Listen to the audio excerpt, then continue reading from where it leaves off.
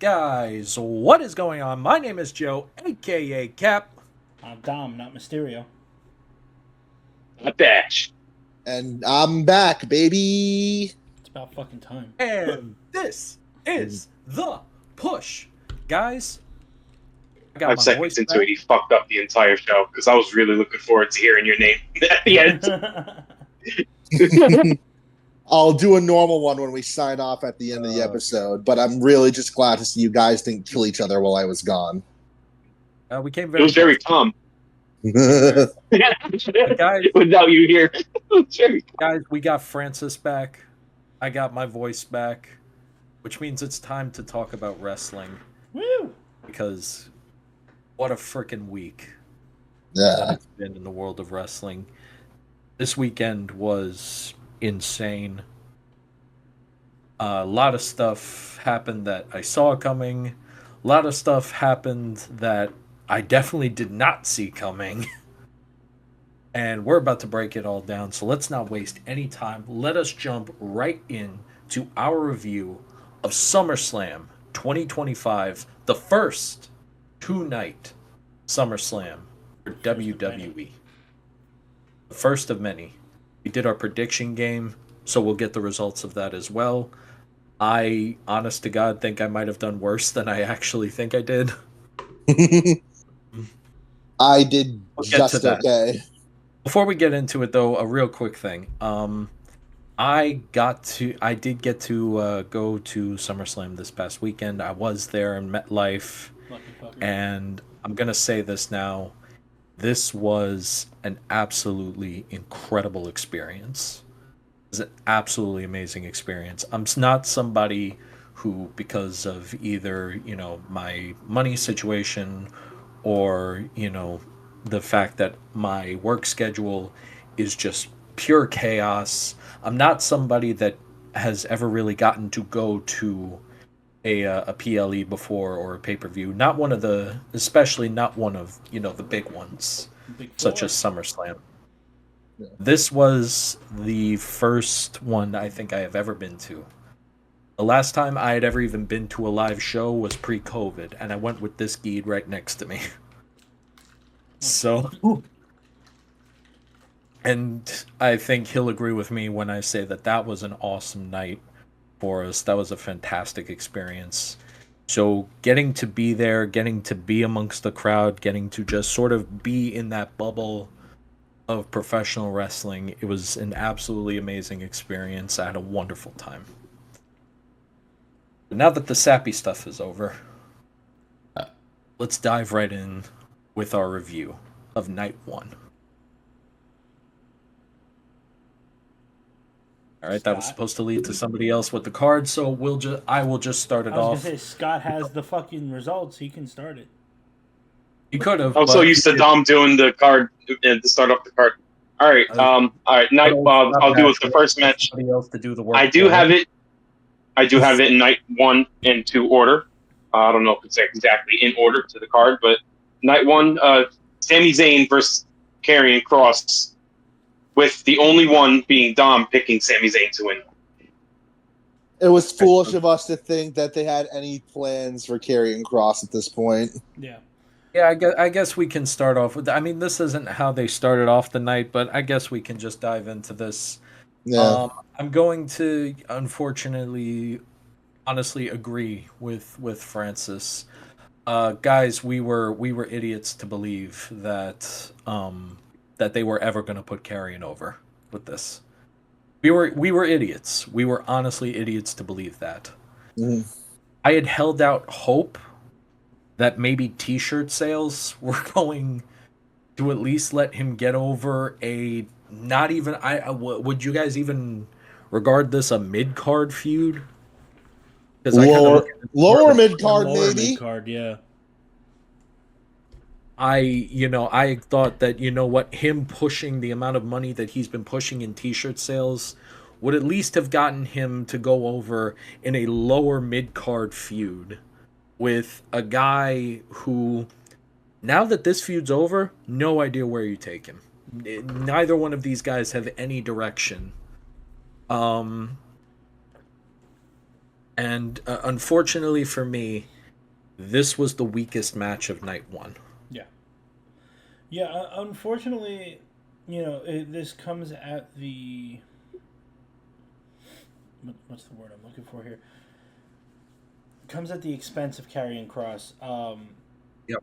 As great as he was in NXT, it just did not translate to the main roster. No matter what they did, even you would think, even with like Triple H coming up and taking control of creative, it was just, I don't know. Maybe he just pissed somebody off in the back, and that was like irreversible damage or something. I don't know, but they don't seem to want to do much with Karrion Cross in terms of creative. And from my understanding, is his contract is up this weekend. Actually, I believe is when I his actually contract believe is set that to expire. He doesn't want to leave. He wants to stay. He said it. I forgot whose podcast it was to give credit to them, and whatever. I actually believe that they might have been offered a new contract. I believe I did read that on Instagram Yeah, somewhere Okay. that I was they about to were say that. offered new contracts. Okay. Yeah, because So Yeah, I was gonna there's a new say I contract. know there potentially. was a podcast where Carrion was talking about him and Scarlett do want to stay in WWE. They have no intentions of leaving, but weren't offered new contracts at the time of recording. So obviously things change in an instant in the WWE. Yeah, So I think it was like a day or two after Yeah. I think they said they could help, but they had offered him a contract. Mm. I don't know whether that got accepted or not. Yeah. TKO's kind of been surprising and keeping things secret, and so we might not know if he signed it or not. But Yeah, what we need to do right now is definitely give Karrion Cross the treatment that LA Knight has been getting. It's the only way that we're going to be able to get him to stay, and it's the only way we're going to be able to see him move up. Of course, there seems to be a type of punishment. The more you like a wrestler, the longer it takes, as we obviously seen in LA Knight.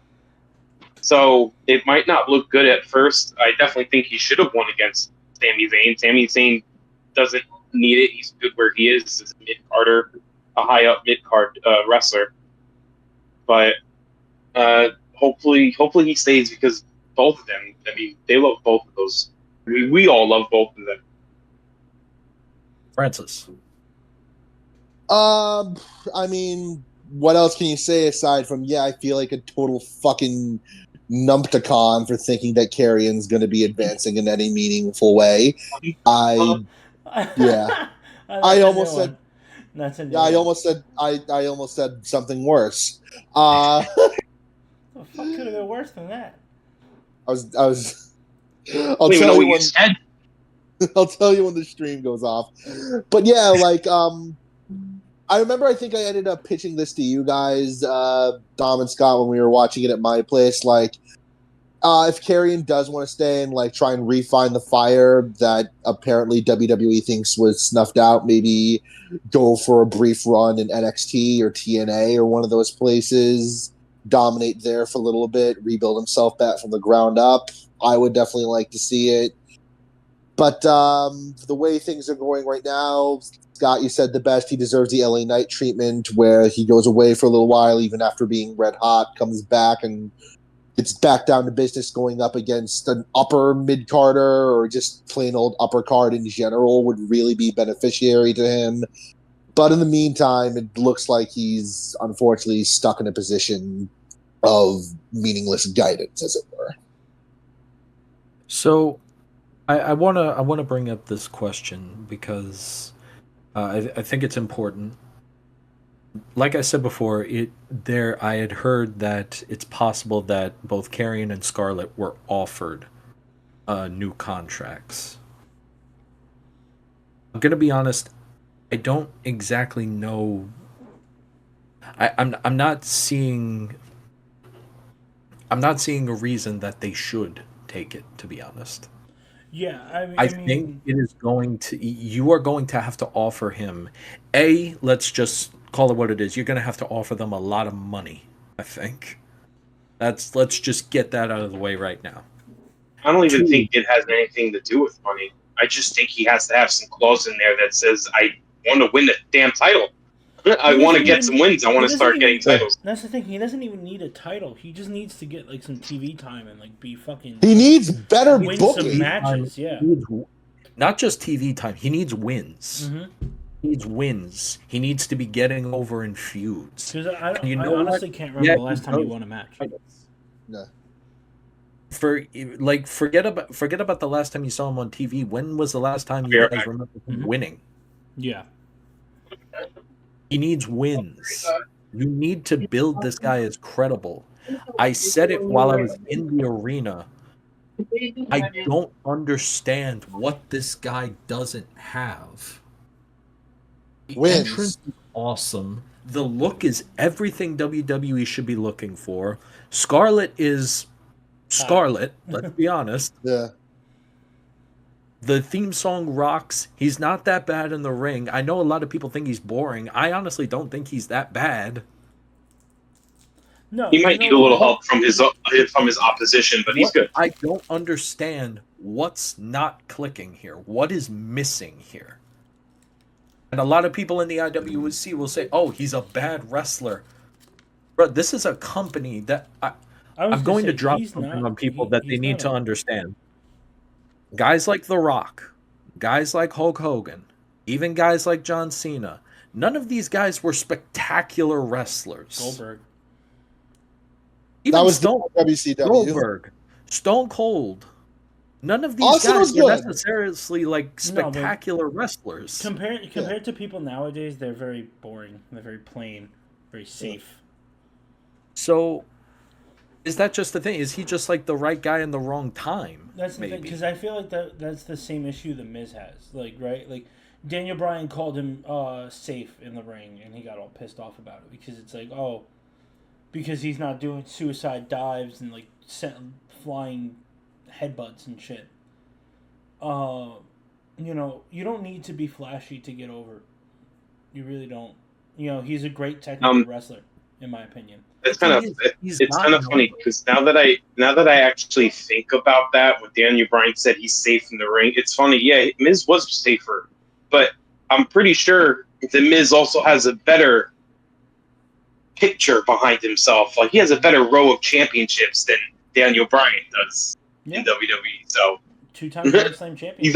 He also succeed when he's like, now that I'm thinking about it, when he said that, he really hurt himself more. Yeah. Because the fact that you did all this crazy stuff, but yet somebody who was probably one of the safest people in the ring, but the Miz has done better. Because remember, the Miz turned around and he was like, "Oh, why? So I can end up like you when I have to retire because I broke my neck."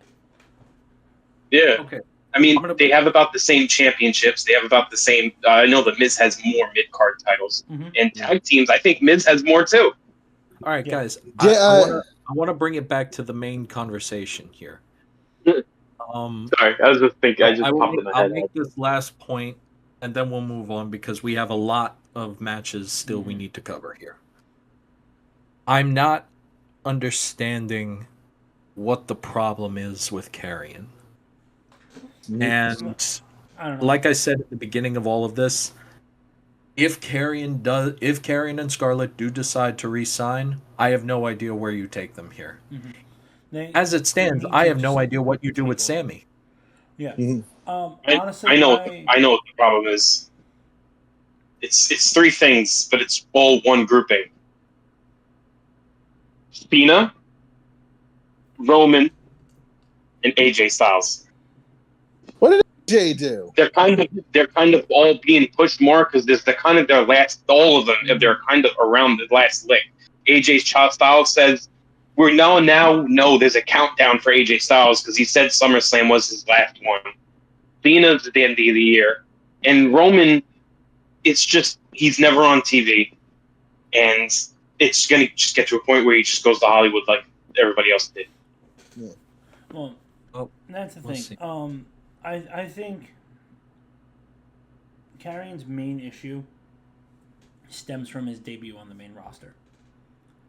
I feel like his debut and the way Vince treated him on the main roster did irreversible damage to his credibility. And Didn't he lose to like Jeff Hardy on his first official match on the main roster? He lost to Jeff Hardy in his first match on the main roster when he was still the NXT champion. Yeah, that'll do it.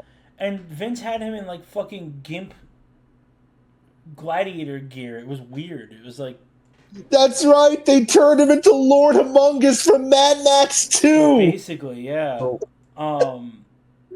So I think that just, I don't know. I guess it didn't really impress anybody, obviously, in terms of creative. So they don't know what to do with him.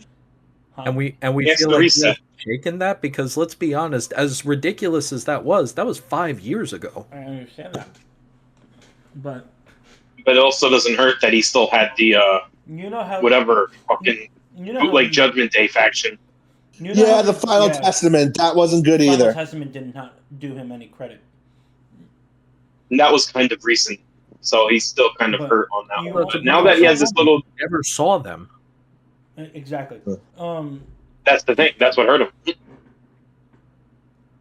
That him being put in Final Testament just goes to show what creative thinks of him. They don't care about him. So I don't know if Triple H needs to step in and get some shit done, or I don't know. But something has to happen. Something has to change with Karrion Kross. I don't know. And obviously, I don't think it's a him problem. I think it's a creative problem. All right. Anyway, let's move on. Next match. All right. The next match is Roman Reigns and Jey Uso versus Bronson Reed and the American Pitbull. Fucking goddamn fuckboy. I told you I'd be using it if I get the chance to. I loved it. And the winners on that one were me and Francis. And a missed extra point on Jimmy interfering because I honestly thought he would have popped up. It would have made sense. All right, so let's talk about this. Once again, Dom, we kind of need to just hold our heads out here and just say we were complete idiots for thinking that these guys were going to lose. Yeah, I was about to say, you thought Roman wasn't going to win? I don't know. I thought Jey Uso picked up the pin. You know what the funny thing is? But, it's still Roman on the team, though. I understand that. I figured Jay would have ate the pin. But I figured they were trying to build them up. But what made me laugh was they made them lose at SummerSlam, and then immediately on the following Monday on Raw, had them beat the fuck out of Roman and Jey again, and stole another pair of Roman shoes. I do also appreciate that we're calling it the Shula Fala. The Shula Fala. That's what Paul Heyman called it. He called it the Shula Fala. But honestly, it's funnier hearing it in person than reading it. Honestly speaking, I will agree with you. I will agree with you, Dom. It's weird to me the direction that we took all of this, because I said it myself. I knew logically they were never going to let Roman Reigns lose to these guys at SummerSlam. Yeah. But I figured they're a heel faction. Maybe they fucking like Seth Rollins. One thing that I held hope on was that we were going to use this to build credibility towards this faction, which now has a name, by the way, guys. Yeah, I know. The Vision. The Vision. Behold, the Vision. Which I'm going to level with you is much worse than my nickname of them, your new favorite band, Seth Rollins and the Bronze. I'm just saying, call back Braun Strowman, then we can have Braun, and Bronson. That's not happening a third time. So, but I thought that we were really going to use SummerSlam to sort of build up credibility for these guys. I'm sorry. Can I get one more? What? Braun Boys doing what Braun Boys do. Do you want to do it? Or there we go. Yeah. Okay, I really thought that we were going to use SummerSlam to build up credibility for these guys, and to be honest with you, after seeing how they looked on Monday Night Raw this past week, them losing at SummerSlam makes even less sense. Yeah, because you've now proven that. And by the way, The match itself, I thought, was actually really incredible. Mm-hmm. No, I it was a thought it great was a match. really great match. It was a I'm good not saying opener. that they look. I'm not saying that they look bad after this loss. It just doesn't make sense. It's very confusing booking that we're doing here. It's like you want to make these guys look strong, but for some reason we're not just going in on these guys. Which I don't understand because these guys are popular right now. Um as far as the match goes, there is one little nick that I did want to point out. All right. Listen, people. The Yeet is popular. Ugh. The Yeet is popular. Oh my god, not this It again. was on for like 11 straight minutes before the match even started. And I can say this because I was in the arena. Everyone was doing it. Every single person in the arena. Not one was not doing it. It's fun, it's popular, it's funny. It's all of these things, especially when you're surrounded by, 50,000 people. I thought it was kind of silly that we stopped the match in the middle just so that we could run it back. That was kind of I honestly thought that for was me. the stupidest thing. It was. Listen, man. It was a little silly, and Just a I little can bit. see Scott just biting his lip in rage. Scott right was now, like ready to foaming just at the mouth scream at me. at Francis. Scott? So, Yeah. Scott, am I to understand you have some opinions right now? Yeah, Some? Francis, it's about time to have the winners talk because apparently the last 5 years haven't taught them anything about Roman Reigns. Braun Breaker and Bronson Reed, I kind of feel like they don't need to win to look dominant or to look powerful or scary. They're honestly, Braun Breaker alone, as the singles competitor, he looks very good as a singles competitor. No, I We agree. already know what Bronson Reed was able to do before his injury. Yeah, I agree. I But don't think they needed this win. I'm just confused on they win before SummerSlam, lose at SummerSlam, win again after SummerSlam. That just made no That's sense kind to of me. my The booking feelings as well. made no sense. Yeah. To me. That's This all. this match was boring. It was boring because it was repetitive. It was repetitive because when you have Jay and Roman and even Jimmy, you know what to expect, and it's just boring to watch now. That's why I kind of have a little thing about Jey Uso. It's kind of easy on Jey Uso to call him boring because it's literally a 3-set move set. I wasn't very entertained with this match. I only really popped on it when crazy stuff would happen. Yeah, I don't. I mean, I thought the win was obvious for Roman and Jay. Yeah, I kind of agree. It doesn't make sense to have the win before and then win after SummerSlam. That would kind of weird. But I mean, we're not going to see Roman again for another 6 months. So it's, not Saw until Roman on January. Raw. So Roman was on Raw this week. yeah, but that's like natural. They always show up after the pay per view, and now it's not. He's done. He's going to be gone for a bit. No life, watch him show up. He's not going to show. That'd be crazy. Swear to God, if he shows up next week If now, he shows up on SmackDown, I mean, I'm gonna laugh. God, you're gonna look like such an idiot. I mean, it is possible because apparently they're celebrating Rollins' 15-year anniversary in WWE. 15 years, Jesus Christ. Which means it's also Roman's 15 years anniversary. Yep. Because they all came up together.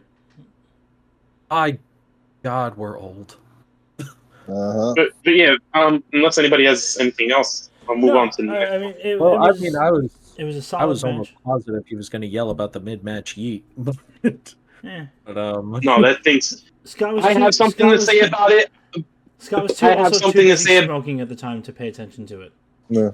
No, my pipes down and away. No, I'm talking about when we were actually watching it. Oh yeah, I was actually had something to say, but it kind of came from a very dark area, and it might get us canceled, so I refuse to say it. Yeah, keep it to yourself. But the next match, Please just keep I'm it to gonna, because it was really bad. Hold on, That's why I hold just on, never before- said anything. Hold on, before that, Francis, anything to add?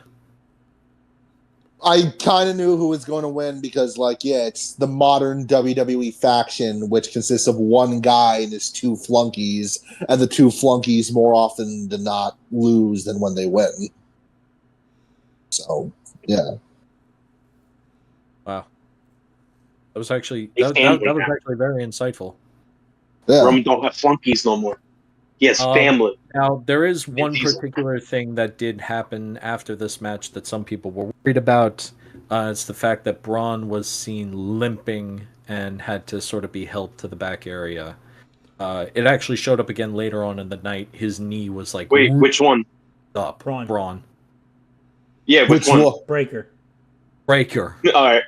The one with the really heavily taped up leg. But I didn't know who got taped up, honestly. The one who spears people and barks like a dog after honest, he honestly, does it. spoiler alert, Monday Night Raw, he was fine. Yeah, spoiler alert. He Yeah, is that was fine, crazy. So, My God, barks- faking an injury? What I'm- type of So- sick fucker does that? So, I Francis, don't would you think say he barks like a pit bull? Okay, so what's the next match, boys? What do you got next for us? eventually somebody's going to Okay. have to explain this Pitbull joke to me. Yeah, I don't get it either. Because he's a pit bull. All right, That's what get he to the is. fucking match. The way he acts around the ring, Alright, the way move he on, barks, move it's all on. pit That's bull. not we what. got like 10 more of these things, man. Okay, Alexa Bliss and Charlotte Flair versus This was the night Judgment two. Day for the tag titles. Okay, I mean this was night 2, but all right. Everybody gets checked. Yeah, wait. Uh, How did you get this on? This was night He's 2. just like I genuinely think he's just like Scott. writing them. no, it's on night one. I wrote it when I looked when the website showed what card each night. No, he's right. This was night 1. You're right. I'm thinking of the Wyatt Six. Right, night this 2. was night 1. Yeah. But yeah, let's Oh, I talk about can't it, wait. man. I can't wait to talk about the Wyatt Six match. But yeah, Charlotte, and we Well, all got that really check talked off. about that match. We did get all. We all saw Yes. that one coming. Let's be real. Everybody saw this coming. I think Alexa and Charlotte have probably one of the better stories in the women's division right now. Yeah, and then in I- less than 6 months, they're gonna break up and feud. I do believe that. I didn't know you- That's 100% what's about to happen. Dom has That's what unlocked might his make clairvoyance. Charlotte. That's what might make Charlotte Flair a face. If Alexa Bliss goes after her and just flips out. I don't think she's going to be That the would be face an in that interesting situation. No, swerve, actually. That would be an interesting swerve, but I don't think Charlotte could pull it off. Honestly. She's. I it's don't like- see her as a face. I can't. It's like why Seth Rollins can't be a face ever again. He's too good at being a scumbag. Charlotte Flair is too busy being a level A bitch. 10 a cunt burger with extra slag sauce. Some people are just born to do things. All right, that was crazy, but also, He's got a point though. but let's be Yeah. real. This match was fine. I thought this was a perfectly fine match. Like I said, I think they have the most compelling story right now, or one of the better stories in the women's division right now. Are they friends? I Are they give not kudos friends? to Alexa Bliss, man. I give kudos to Alexa because she did what years of WWE creative could not do in like one night. She made Charlotte likable. Just by being her friend. We don't need. The power of friendship wins tag team championships. This Yeah, was honestly, actually don't have anything this on was actually a story about the power of friendship. Full That's on basically friendship. the entire storyline is the power of friendship. I don't know. Does anybody else have anything they want to add on this match? The match went I'm exactly glad how I expected it to. That's it. Yeah. Exactly. Was it a good match? It was great. It was fine. It was alright. Full on Wasn't friendship. the best. Wasn't the worst. This whole night until like the main event, the whole card was basically, it wasn't boring, but it had its moments of oh my god, but it never got like dull. I'm gonna level with you. Up until the last 2 matches of the night, this did Last kind two, of that's give better, more yeah. of a Monday Night Raw episode Yeah. vibe to it. Yeah. I have to say, it was very consistently like. I'll give it like a 6 out of 10, like throughout almost the whole night. Like consistently there, and then the last 2 matches. Insane. But Yeah. night 2, yeah, after those 2 matches, night started 2 on held it 100. up. Yeah. Never went down. Oh, Yeah. night 2 was incredible. We'll get to that when we get to that. But let's talk about the next match. Scott. Yes, the next match is a match this is my subject I want to talk about the most on this card. Randy Orton and Jelly Roll versus Drew McIntyre and Logan Paul. Oh, And okay. Let's so- talk all of about us- this one. All of us got that one wrong. Yeah, I have to say, one, kudos to Jelly Roll because he did it, my man. He took a table bump. He did a lot. For a celebrity coming in, they usually don't do a lot, especially in like these celebrity tag team matches. Usually, they only get like, they get a hot tag and a comeback, and that's about it. But he fucking took the heat, like, and like I said, He wanted to get in there. a table spot and everything. So I give kudos there, dude. Fucking put on a show. Second of all, I was genuinely concerned for a little bit that he was actually hurt, but that was just. Oh, I thought they had actually like killed him. Yeah, but it was. I think it was just he got the wind knocked out of him, so he took a little extra time getting back to the ring. Yeah. I genuinely thought they had like severely injured this man. Yeah. Nah, that was Jelly Roll's Candice LeRae. acting. he Jelly Roll's sold it like a acting was champ. top notch. Sold Top like a notch champ. acting throughout the whole thing. I do have to say, you know what? Jelly Roll swerved the shit out of us because he even said it. He was on whose podcast was it? He was on Cody's? yeah, he was with He Cody. was with Cody, yeah. He was with Cody. Yeah. The What Do You Want to Talk About podcast. And he even said straight up, it was his idea to lose. He told Triple H he wanted to lose because no celebrity ever comes in and loses. I'm like, damn, you fucking swerved the shit out of all When of you us. think about Because it, yeah. why did we pick Jelly Roll? Why did we all pick Jelly Roll? Because the celebrity Because he's always a celebrity. wins. Because the celebrity always wins. He And fucking funny swerved enough, the the shit out of celebrity all of still us. did win. So Yeah, Logan Paul I'm doesn't honestly count as a celebrity very. anymore. In He made WWE. this. He made this but entertaining, anyway, and he made this entertaining, and especially with Logan Paul, their chemistry together went really well in the beginning Mhm. when Logan and Jelly Roll came in. I would love to see Jelly Roll again.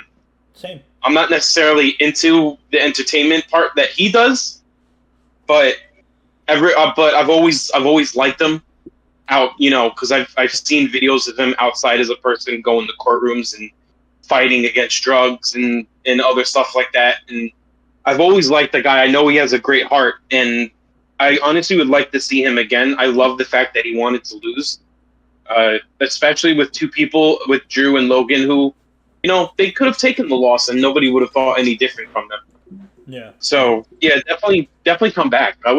You're on the Bad Bunny level. I would like to see you come back, Francis. especially if it's helping you lose weight. You beat me. Yeah, no, I'm glad the guy didn't die. This was one of the better celebrity matches.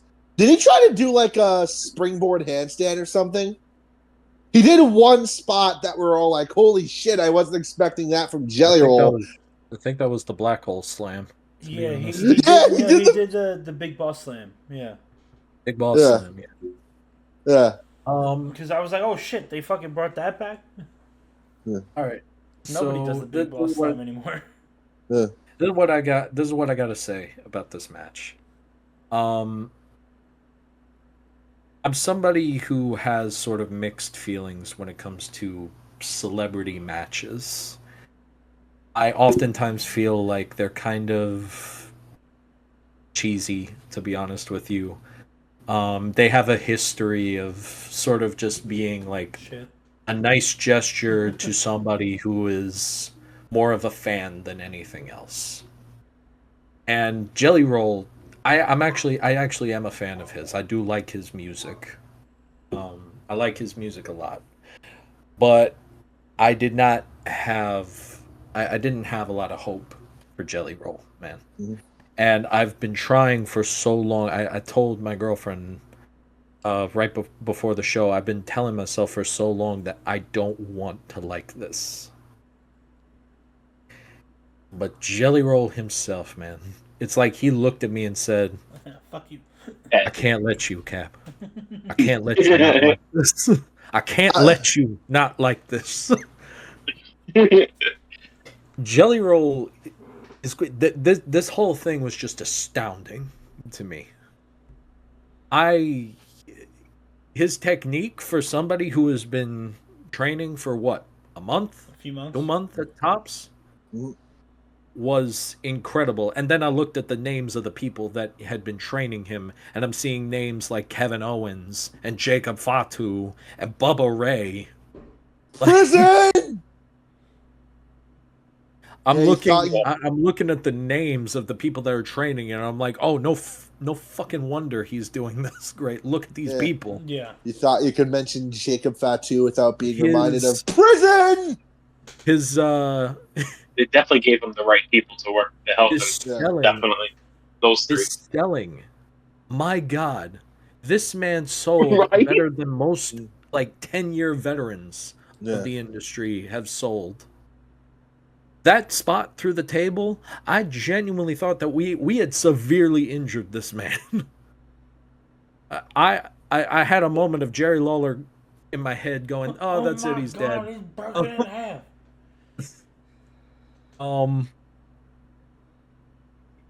And overall, man, you know what I think it is?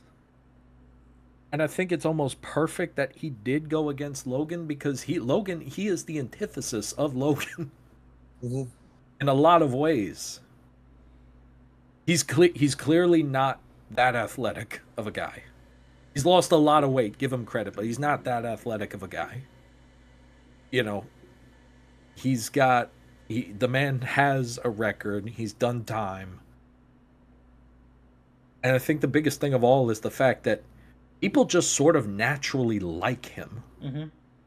He has this he just has this aura of a baby face, to be honest.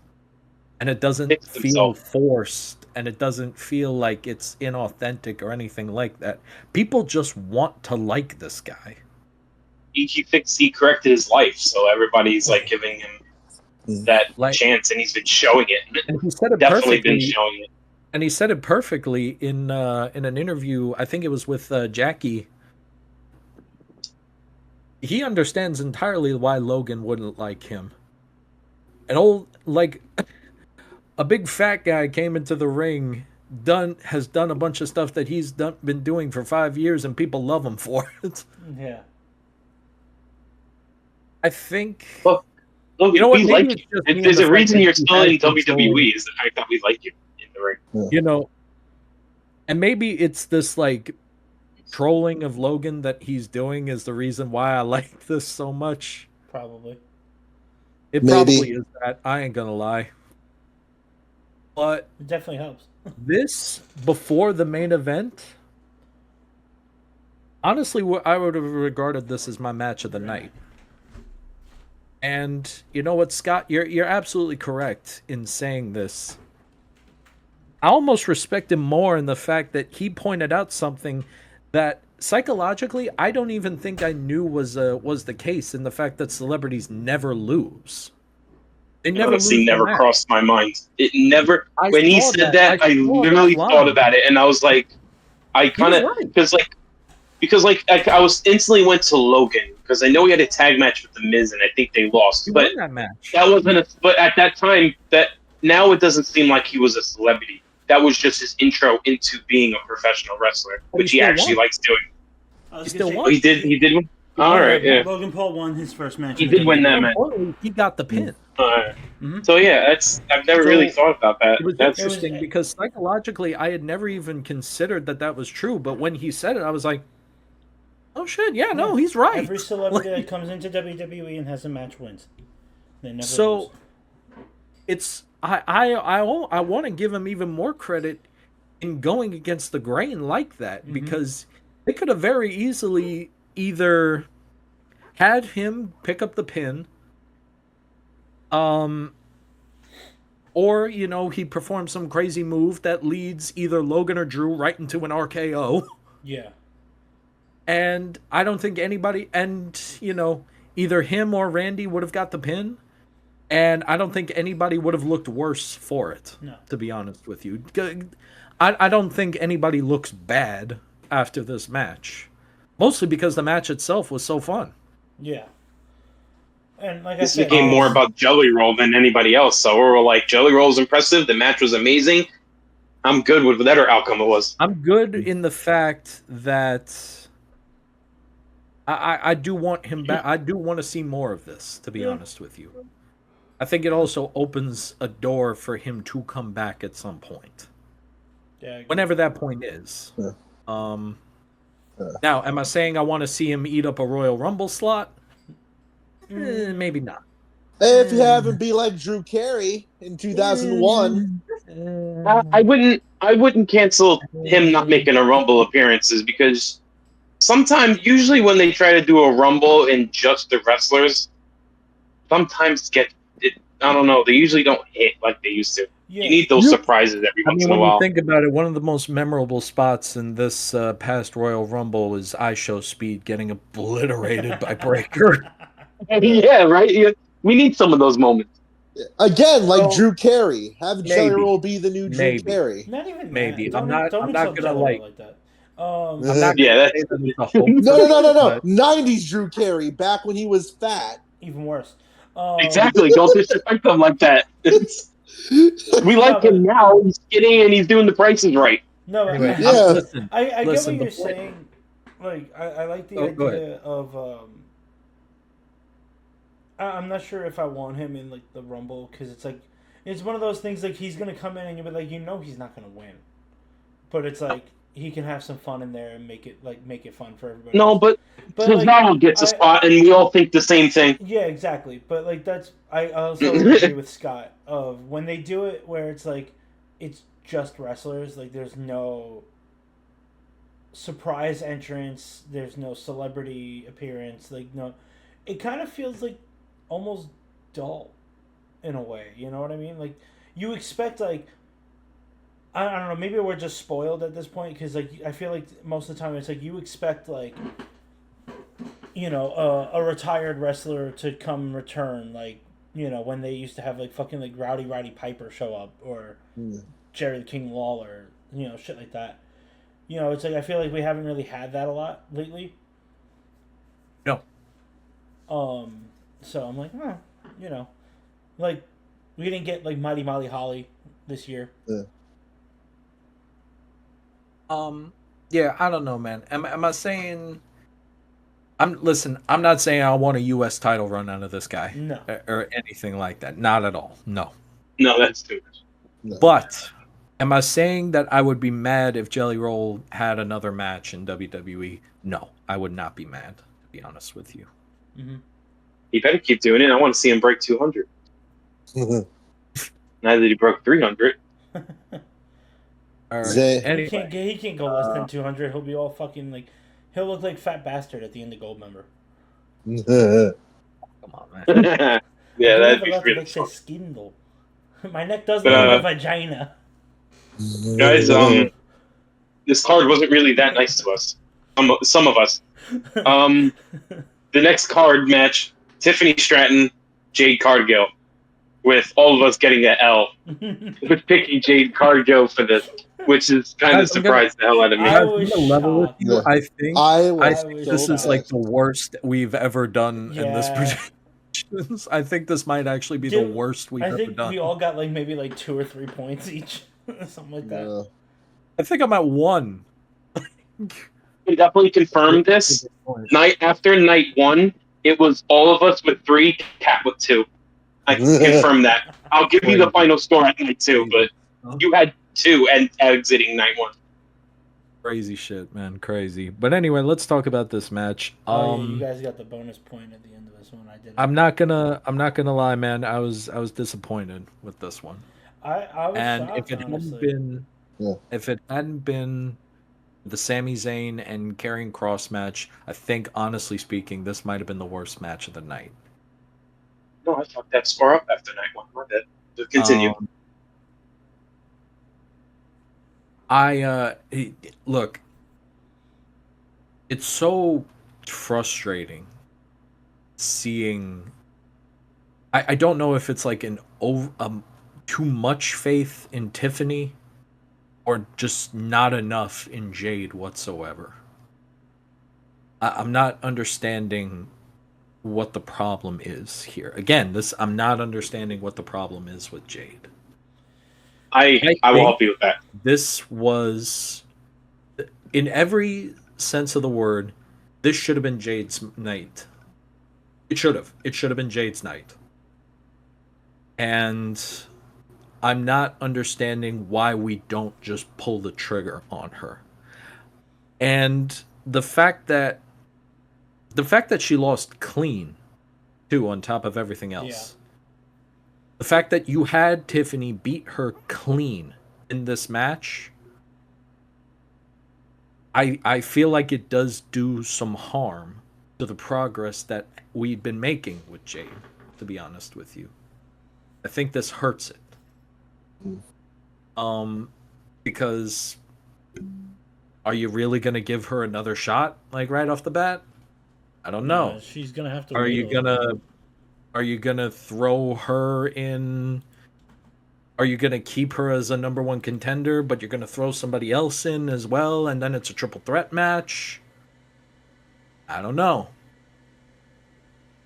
I don't see a clear path for Jade, and I really felt like this was the night that she had to make her mark on the company in itself.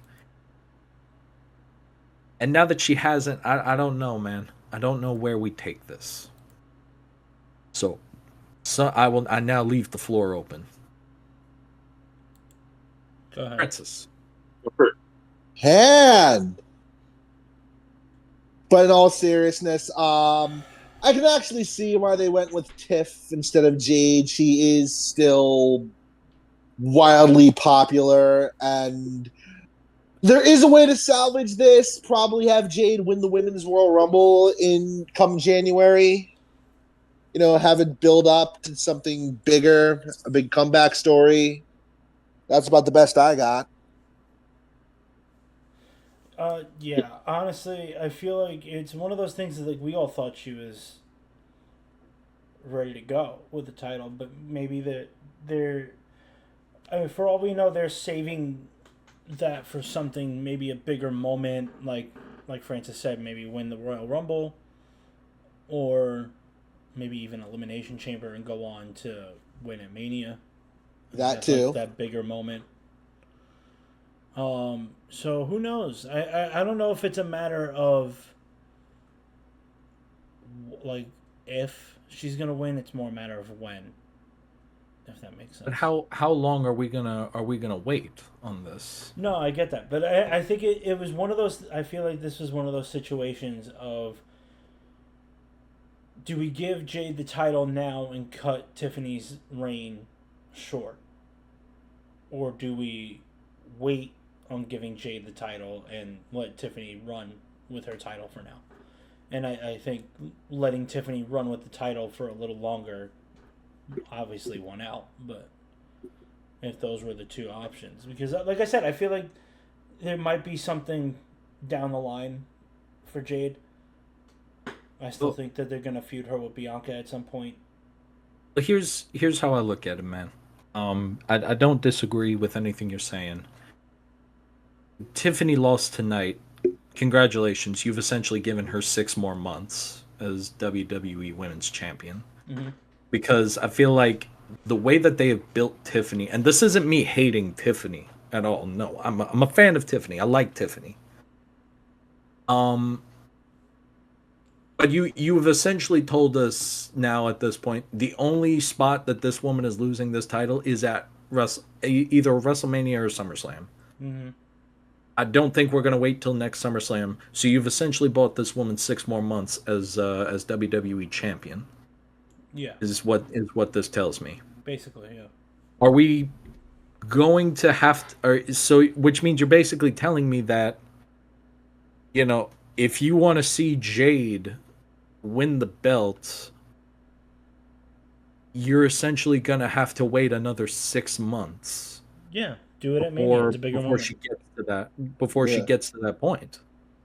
Let Tiffany put And on more we're already banger going on matches and before we're time already going ends on a up. year now with her. Hmm? We're already going on a year Okay. with her not really doing a whole bunch of anything. So I'm just worried that the window is closing with this girl.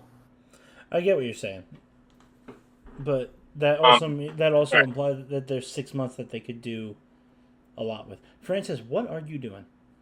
What are you talking about? I just keep seeing like um, flashing from your screen. It's the TV. Don't worry about it. Okay. What are you watching? SmackDown? Okay. Yeah. Oh, you Okay. playing a video actually, game? just yeah, keep us. No, keep Keep us. on topic. No, we'll talk about it. But if you see something, update us Right. Sorry, my during ADHD it. fucking like kicked in hard. Anyway, Scott, How about that? So okay, I'll tell you guys. You're all confused. I can tell you how it is. I have a couple of theories. Two of them might actually be very, very truthful, very correct on my part. The first things first is, you got to remember she came from AEW. There's a lot of stuff that she needs to learn because that place simply doesn't do anything.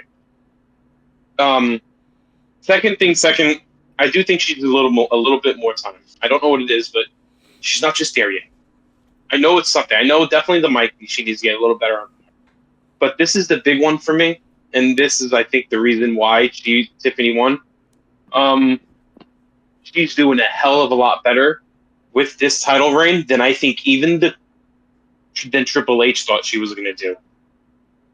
Because even before this match, I think her last match, I honestly thought she was going to lose that as well. Because wasn't that a big name? It was Charlotte, right? Mm-hmm.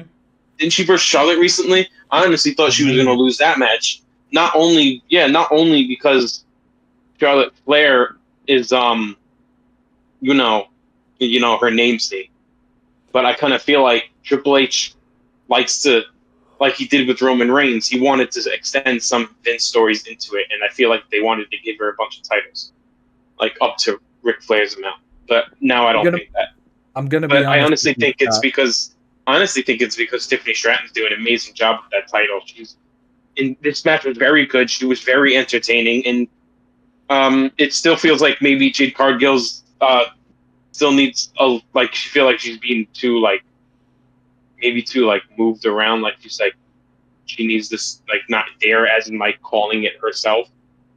So she might not be ready to hold the title unless they can confirm you can probably call the matches as they go. I don't know. This is all speculations, but Tiffany Stratton's doing a very good job, and as after seeing SummerSlam, you definitely have to keep that title on her. It's like when she won the briefcase, people I was given, because I didn't know her that much. So I was giving people's words saying she was very good in NXT. And then she won the briefcase. She won, obviously, I couldn't really judge anything off of that because it's hard to judge winners off of the briefcase. But then after holding the title for this long and beating two crazy names in Charlotte Flair and Jade Cargill, the only other scary name she hasn't faced off yet, I think, is Rhea. And at this point, I think she has a chance of beating her if they have this match. So you raise an interesting point here. So I'm gonna share my own sort of like fantasy booking here. I say we stop with this whole babyface Jade Cargill thing. I say we stop Yes. that. We make her go full heel. Yeah, I agree. Full heel, 100% heel. It was face versus face too. So That's number one. That's the other thing. Number I feel two? like Jade's not winning a title until she goes heel. And number two, we get this woman a manager. We get her a manager. I think a manager would do well for her. I don't think she needs. I don't she doesn't know. necessarily need one, but I could see it helping. Like she can cut I her know own that- promos. Like she's fine on the mic. She actually- bleeds charisma. I know that actually Julia just received a manager. I think Kiana James came back, and she's now Julia's manager, which makes perfect sense to me, to be honest. The English is not strong when it comes to Julia, so No. giving her Kiana makes a lot of sense to me. Stephanie McMahon. I think that having, maybe even if it's not a mouthpiece, maybe if it's just like an advocate of some type. Relax, I'm not saying Paul. Although I don't think there's Paul just Heyman something does about Jade. female advocates. He There's could. something about Jade Cargill Not that on just screen. fits a Paul Heyman person, I think. Yeah. No, I could see her working with Paul Heyman behind the scenes and stuff, but Paul, like Scott said, Paul Heyman doesn't usually work in the women's division on screen. But I think that Yeah. that Jade would be a good opening point for him. That is If he true. wasn't so tied up in the vision right now, Yeah. I think that this would be a really good opening point for him.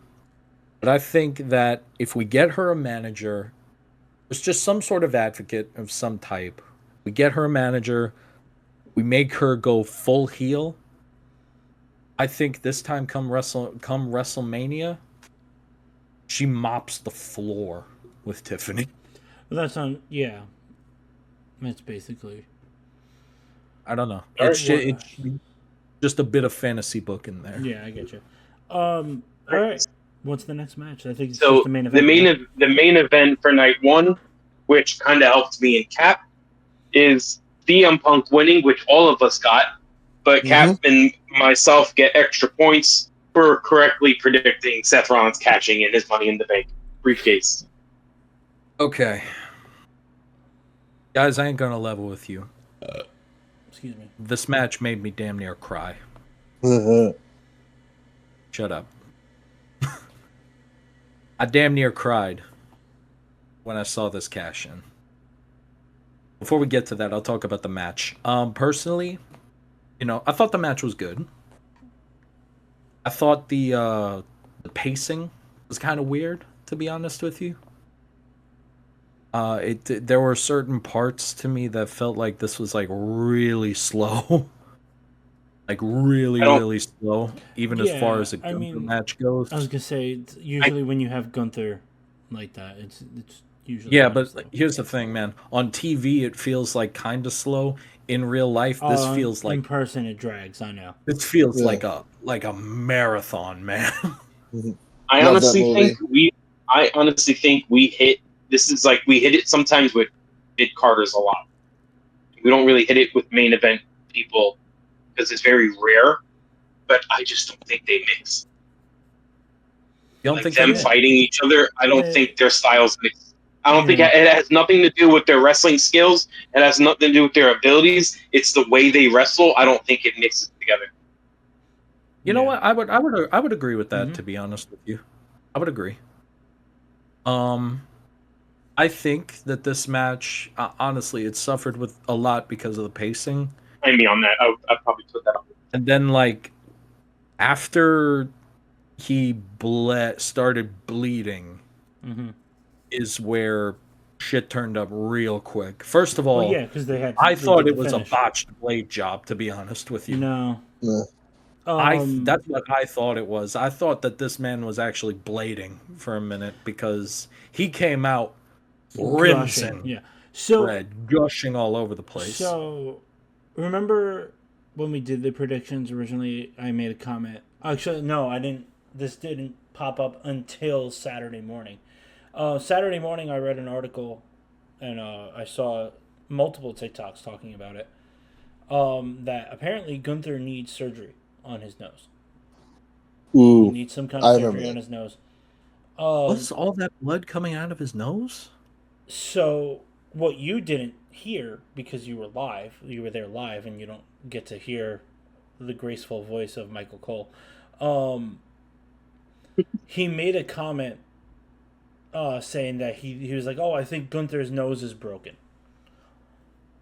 Now, that once I heard that from Michael Cole, I was like, okay, so that confirmed it. So when he hit the table and went under, because again, what you saw on live is that was kind of specific too. Yeah, he climbed, he crawled under the announce desk, and so whether he was like maybe bladed or like did like a blood capsule for his nose or something, like did something that just got all that blood, that. Because they showed the replay of him like kind of crawling under the table. I was like, okay, so he's going to get bloody. And then Michael Cole made that comment. He goes, I think Gunther's nose is broken, blah, blah, blah. I'm like, all right, that confirmed it. And right then and there, I was like, yeah, he's losing. I'm like, no matter what. And then, like, Oh, yeah, even no, 5 he minutes was later, losing no the matter match was what. over. It looked, No, but that, like, confirmed it. And then that also just said, I was like, okay, so we're not going to see Gunther for a minute because he's going to go get surgery. yeah. Because yeah. that's how they're going to write him off. That's how they're going to write him off TV. They're going to say that he broke his nose in the match. But, Or he's going to wrestle yeah, with no, that, like, stupid no. mask on. That match, People always wear when they that, break their nose.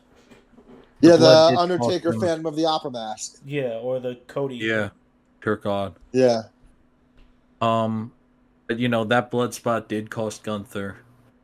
Punk got him back in the ring, hit him with the go to sleep. Mm-hmm. 1, 2, 3. And for the first time, I think in like 12 years, CM Punk was the world heavyweight champion. Now I'm gonna tell you guys something. One of my earliest memories of CM Punk is him cashing in on Edge to win the World Heavyweight Championship for the first time. And so, watching him win the world title personally, man, that was a really, really nice feeling for me. Yes, yes. All that stuff. Yeah. After all that, went yeah. tumbling down. And then at my highest point, a man fueled by nothing but sequins and hatred. Some would say he's a visionary. Some would say he is a psychopath at this point. Because this man, guys, Seth Rollins proved that hate has healing properties. Or he's just a big fat fucking faker. Well, he confirmed they faked the injury. Yeah. We could talk about that afterwards. Seth Rollins comes out in the crutches, begins to walk away after just sort of saying, I'm watching. Then he puts the crutches down. And the moment those crutches hit the floor, guys, my heart fucking broke. Because I knew at that very moment what the hell was going to happen.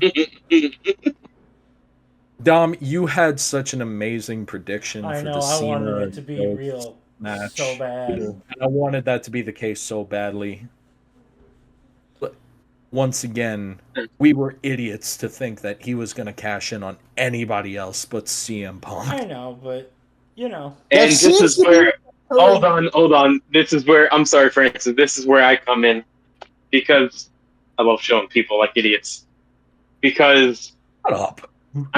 I kind of said this from the very beginning. When he, I won't even say I said this from the beginning of when he injured his leg, which I saw right through that when everybody else was wondering if he was injured. I knew from as soon as he won the briefcase, he's waiting until it hits CM Punk's hands, which was going to happen very, very soon because it didn't happen at Mania. And he's going to lose it. He's going to go after Punk, and as soon as he wins it, he's going to do it. I knew it instantly. I knew from the very beginning that's what he was going to do. I knew it all along. Dom's idea was very, very good. I wouldn't have been upset at all if it would have been reversed, because honestly, seeing Cody turn heel is kind of something I want the top priority on WWE right now. But God, Seth Rollins knows how to cash in a briefcase, doesn't he? Like twice. I mean, he might have just. He might. I mean, when you go at top 3 or top 5 cash-ins, Seth Rollins might be in that top 3 category now with 2 of them. Might. Like number 1, he has the best one with the triple threat match in the middle of the match. That's still this the one best might one. be right there. That is the best one. Yes. I don't know. I give him credit, man. Despite 50,000 people singing that song all around me, loving it, loving every second of it, he gets you to hate him real easily. I said that already. He's too good at being a scumbag. I hate him, And you know what? Your wife is going to reach through the computer and punch me in the face. I hate her too. Becky, not your wife. I was gonna say, need to make you that better so fix clear. those words. I need to make that so clear for a Listen, minute. she's 'cause at work. it She's sounded closer like to I you was right going now to than say she is that I to me. hated Chris. It's true. Don't worry, Cap. I instantly knew what you thought, but that did come out very well. I I hated was him about to so say. badly. I was about to say, am I about to watch Cap die? Because I I was just gonna say, got back. I was gonna say, fix those I'm words. gonna Or wait she's gonna until next drown week. you on next Saturday. I'm talking about Becky. No, you know what? I hate Becky too. 'Cause she played right along into it. Yep. No, yeah. Seth Oh, confirmed God. in an interview the following day that they faked it from the beginning, and the only people that knew about it was, obviously Everybody. in the kayfabe world, everyone that knew about it was the only people that knew about it was Becky, Paul Heyman, and his daughter. Mhm. And apparently his daughter went to Not even school. Triple H knew. Well, in kayfabe land, yeah. Obviously, Triple H knew. I actually did hear the story that you're about to tell. That Yeah, his daughter said it's a fake boo boo Yeah, or something. she went to school Ran the it out very like a next 40. day afterwards and goes, "Daddy has a fake, a pretend boo boo." And then Seth had to sit her down and teach her about kayfabe. Storyline got ruined. Listen, you're gonna have to deal with this in the next like 18 years, but ruined by a 5-year-old. Yeah, right. Ruined Not even by a baby. Not even 5 yet. Jesus Christ. Oh man, But yeah, the World Heavyweight Night Championship one- storyline ruined by a toddler. yeah. Night one was solid. I thought it was fine. It was good. Yeah. It wasn't great. it was good. I give it a B played out minus. like an episode of Raw. To be honest with you. We can also confirm at this point that this. I said it to my girlfriend. This feud's going to end with a buried alive match. I think at this point. No, you can't. Nah, you can't, three you can't have stages of that hell. with Taker's retired. You can't have a buried alive. Nah, it needs to be a Then 3 stages of hell. Taker was involved in every buried alive match. You can't have one without Inferno match then or something. Something You can't have an extreme has to Inferno happen match. here. There's no Kane. 3 stages of hell. No, Shut the fuck up, Cap. they did an They've had match Inferno matches without without Kane, Kane. you dumbass. Yeah, they sucked. I mean, I can the Bray Wyatt Randy Orton one did kind of suck. All right, we'll give you that. They We'll give you that. 3 stages of hell. Yeah, this match. tried to challenge the mind over a show. In that case, then this feud ends probably with them like slinging swords at one another or something like that. This ends when Drew one of McIntyre them did that already. dies. All right, so you guys want me to give you the half night matchup? Yeah, I think you said Half night we're all Nelly. tied at three. All I of you messed- are tied except me. No, I messed that up because I miscounted Gunther and Punk. So before Gunther and Punk, it was all 3 of us and then Cap at 2. But with Gunther, with Punk winning and then the cash in, Cap tied with you guys at 3, and I got 4. All right, so Scott is in the lead at this point. Now take us to night 2. Yeah. Arguably, Night 2. not even I was arguably. gonna say, and Actually, we oh my God. also Night. should speed up night 2 a little bit because we're already over an hour in. Yeah. Jesus Christ. Don't worry, that it's kind of like 3 of. It's only like 2 matches, like 1 match we're going to talk about long. The first match, and I'm going to talk about this first, is the tag title match, the Tornado tag title TLC match. Oh my God! With all of us getting the win, with the Wyatt 6 winning. And I just want to say before anybody else says this, I'm putting my Scott Bash moment of the night in that ladder spot with Candice LeRae. She Yeah. died, bro. She died. She died. It's probably one of the best matches I've seen in a man's wrestling match. And it's her. One of the best spots I've ever seen. One of the best moments, and it's that. This match I was not expecting to be good. I thought it was going to be boring and miserable, like every other multi-tag man ladder match, which usually it has been. But this was, oh my god, to start off night 2, that was great. Okay, The here's the fucking thing. Ciampa Hold on, dangling. here, Hold hold on, on. shut the Here's fuck the up for a thing. second. Here's the Go, Cap. I'm gonna disagree hard with you on that one. The fact that you ever thought that this match was gonna suck tells me that you don't really pay attention to the tag team division on SmackDown, because I started the predictions last week saying that this was going to be the match of the weekend potentially, and if it were not for the main event, this would have been the match of the weekend. I still think it's the match. This of the weekend. match was I had incredible. his. Dude, I was going honestly- by the history. I was going by the history because I didn't think it was going to be that good. No, This honestly, match I was would say incredible. this match was the match of the weekend and has potential for match of the year for me. This For me, was at least. this had And some it's of the not most just because I'm insane a spots Bray I've ever Wyatt seen. fan. That's And you know what? The match was that good. I'm gonna go one step further.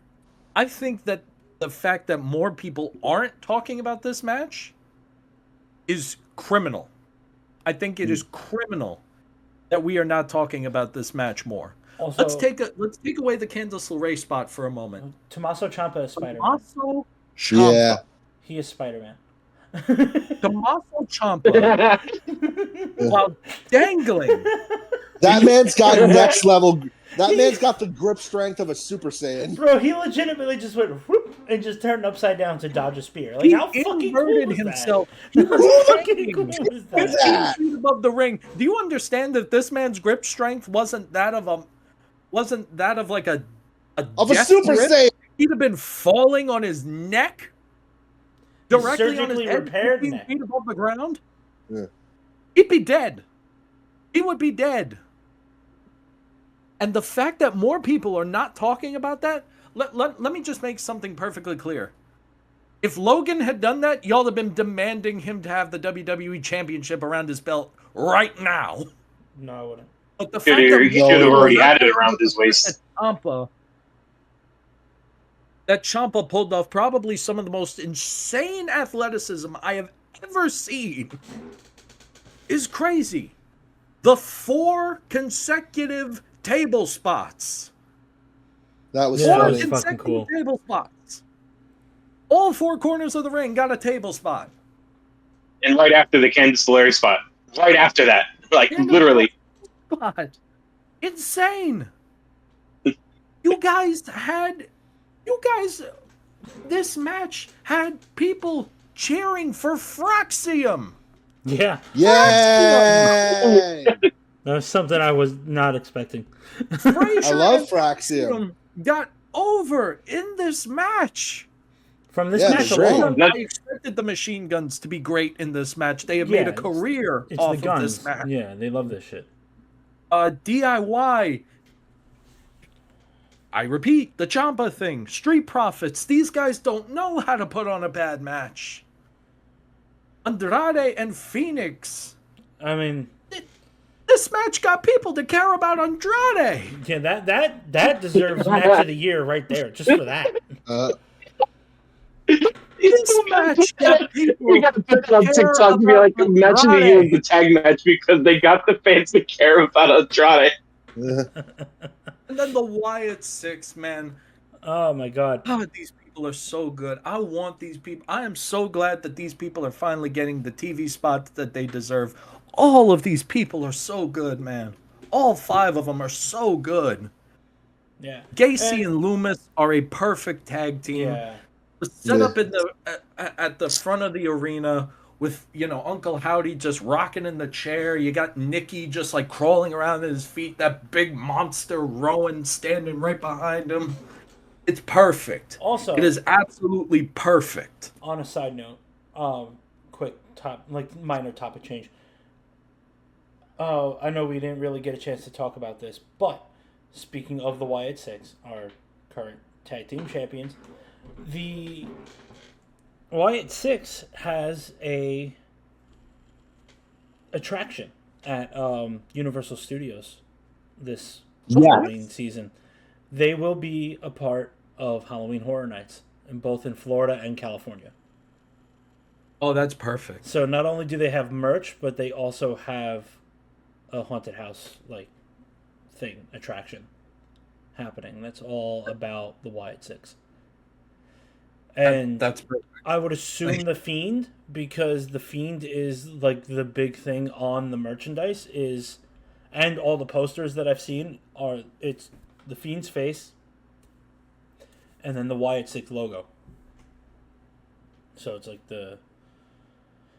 I'm curious to see what it is.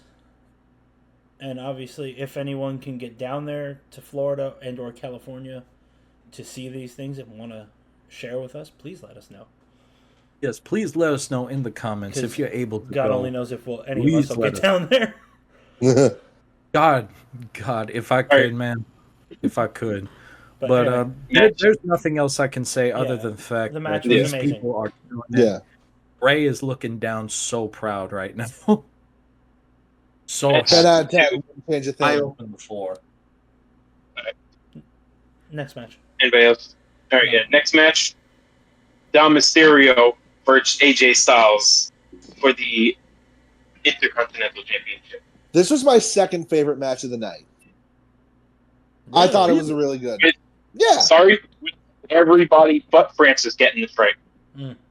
With Scott Dash's worst pick of the night is Francis picking AJ Styles.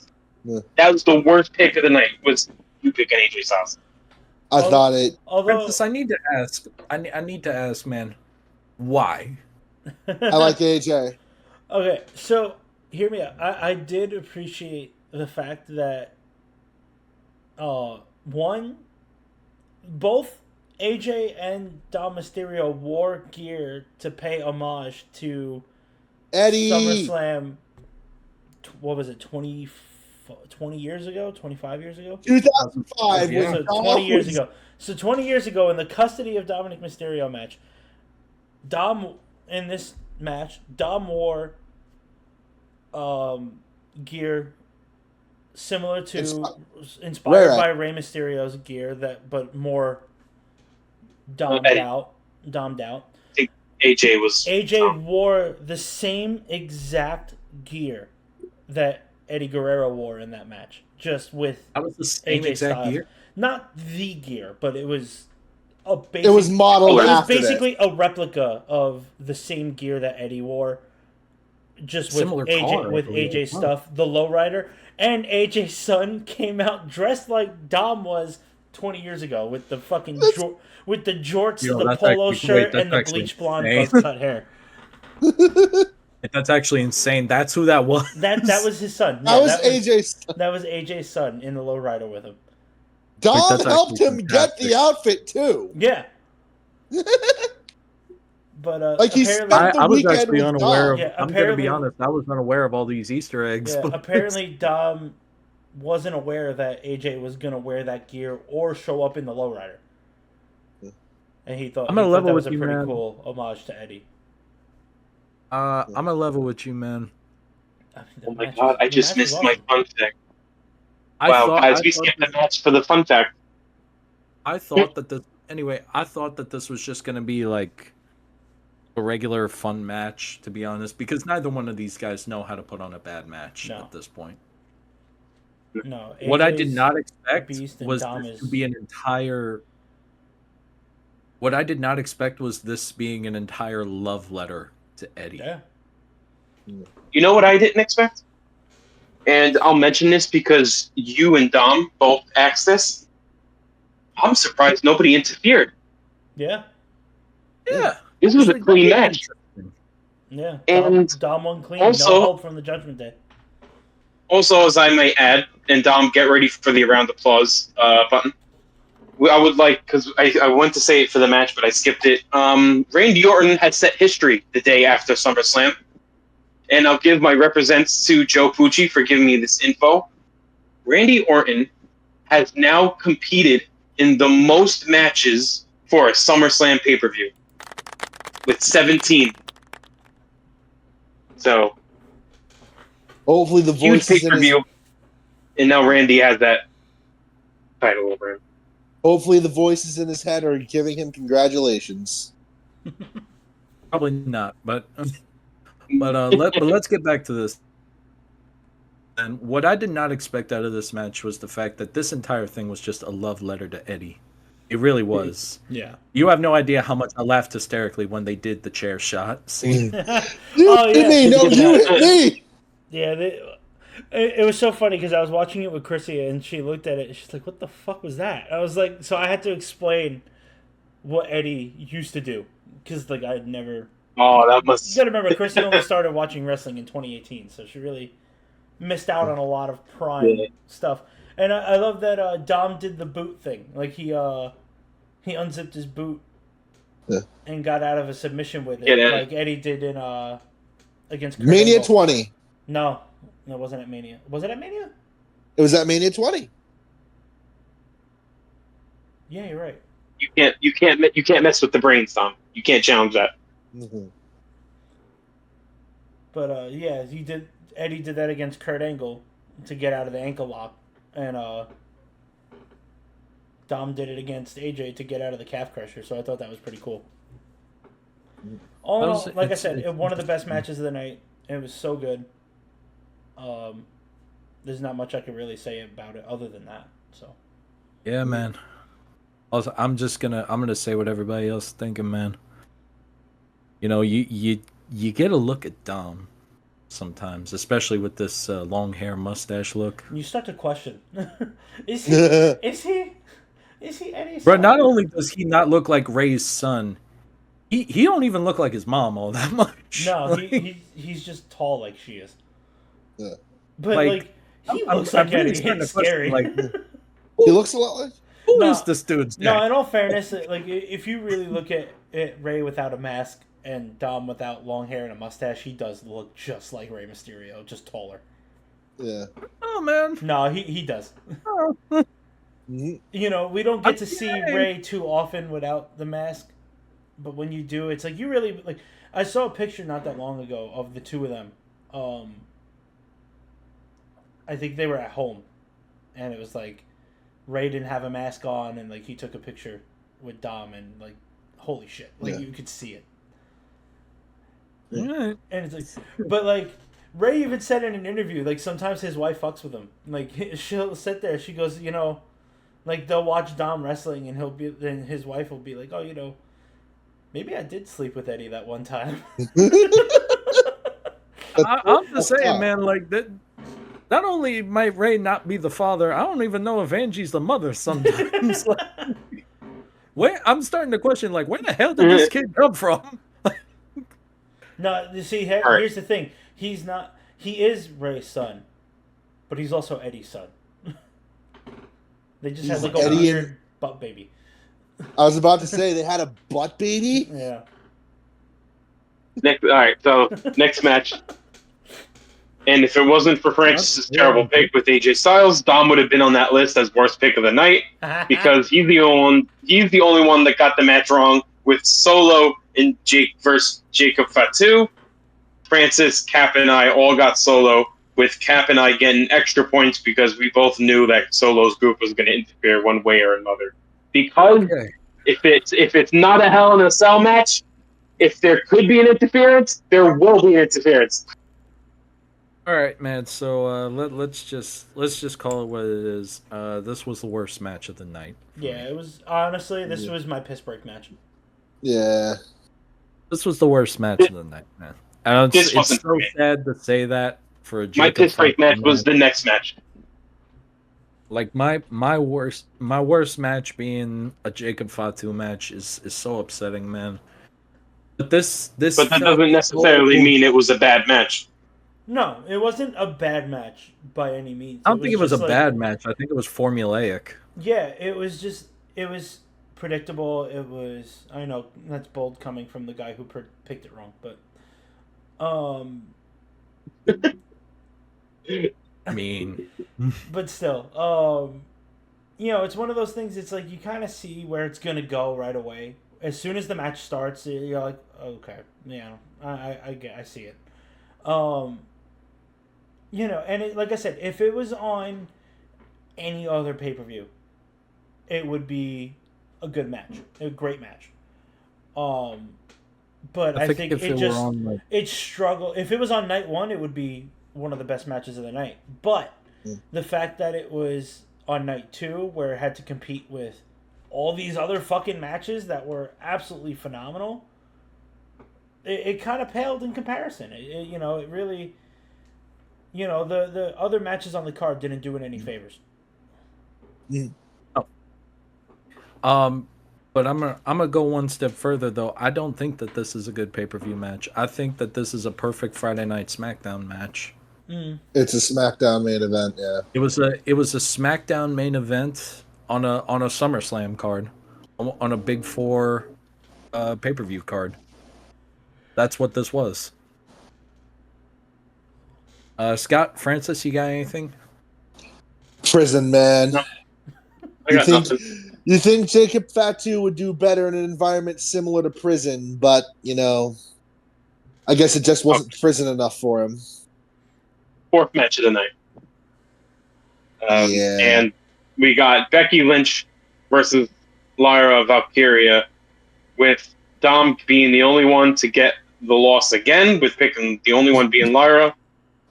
The rest of us picked Becky Lynch, but Dom does get a point as well as Cap, because you both predicted Bayley interfering in this match. Maybe not to who you thought she was going to interfere with or help, but She still interfered. Yeah. Yeah. See, here's my logic with that was I didn't think they would go the route of Lyra not being allowed to challenge ever again as long as Becky held the title. You know what I mean? I didn't realize that afterwards. Yeah, that's the only reason I picked Lyra. I thought they would give it back to her, so then that stipulation was off the table. Here's the thing, though. But I apparently almost not. think it's a good thing. Huh? I almost think it's a good thing. First of all, I'm just gonna say, No, I think it's a good being thing in as the well, crowd- but it's just one of those moments of I didn't think they would take it away from Lyra like that. Here's my thing, man. Being inside the stadium, nobody cared about this match. I believe. Really? Yeah. No, Also, you could this tell. was my inside this the was- arena. this was- There was not a lot of fanfare for this match. No. Becky Lynch and Lyra Valkyria was the piss break match. It Also, wasn't Solo versus Can Jacob. we It talk was about this match. Can we talk about Becky's new music? I fucking hate it. I don't like. They got rid of the old I do not one? like Yeah. it. Oh, I didn't even hear it. I do not Yeah, like it. it's terrible. Fucking Def Rebel strikes again. Literally when this did Death match Rebel make happened, this one? I thought somebody else made I went this to one. get some ice Fucking cream. fine now. But I'm gonna look this up real quick while you Fucking- guys you talk are about playing this. PlayStation, you piece of shit. The match was No, I thought it sat had on the some- controller and turned it on by accident. Mhm. I thought it had some interesting. I thought it had some Yeah, interesting spots. If only you had a table to put that controller on. No, it I just- did. All right, guys. Oh, It did have Oh. some decent spots. What's up? so her new theme song was actually sung by the Wonder Years. Uh, Okay. It was probably Death Rebel featuring the Wonder It still Years. fucking sucks. yeah. The Golden I Girls? did not like. Wrong I did not 90s sitcom. Also, Roman hasn't shown up on SmackDown yet. Yeah, I'm gonna be honest. I did not like it. Oh, look at but that. I will say Look at it fits this Yeah. super whiny character very Yeah. well for her, because the it song does. itself I sounds get it. whiny. I understand why they did it because her other music is very much tied to her face persona. But I don't know. I just don't like it. I don't like it. This was The match as was bad boring. as replacing Metalingus for Edge. The match was boring. The match didn't really do too hot. The Lyra looked like a fucking idiot halfway through, because she gave a belly to belly suplex to Becky, and her arms slipped out of the zip tie. But I guess because the rest of the match was integral, that her hands were zip tied together, you could literally watch her go, "Oh shit," and then shove her hand back in the zip tie. And Michael Cole tried to cover it up and tried to make it seem oh, I guess we thought it came out, but it didn't. Bullshit. We're not fucking stupid. Yeah, sure it didn't. Can we talk about one spot where also spent the entire. If you look closely, because you know how I am. Once I fixate on one thing, I have to watch that one thing. So I spent the rest of the match just watching Lyra's hands. There was multiple times where her hands kept coming out of the zip tie because it was too loose. So she just spent it like this, like holding her wrist, or just like, you know what I mean? I think you sent me that on TikTok. I did. Can we talk about the moment she brought out the crowbar for a second? Oh yeah, that was funny. And how Becky looked like she almost shit herself when she saw In it. all fairness, that shit was funny. That was hilarious. But my only thing is, that's one of those moments like, fuck whatever you had planned, adapt at that point. Like, oh, it broke. Yeah. Oh well, now I'm free. Yeah, or you know what? Better yet, have Becky put a new zip tie on. You know, or how hard would it be for Becky to fucking hit her with the chair and then zip tie her again? Or just scrap the zip tie thing. How many moments actually mattered that the zip tie needed? There was no point to it. There was absolutely no point to it. And at the end, she couldn't even fucking get the zip tie off when she was supposed to. She was supposed to break it with the fire extinguisher, but it wouldn't break, so she crawled under the ring to undo it. I mean, I'll say this. I have to say something and stuff, and it's not that bad. But, like, it's TKO. I mean, the other company you own, most of them look like criminals. Where the fuck did the handcuffs go? No, but they had handcuffs. Like, really? Yeah.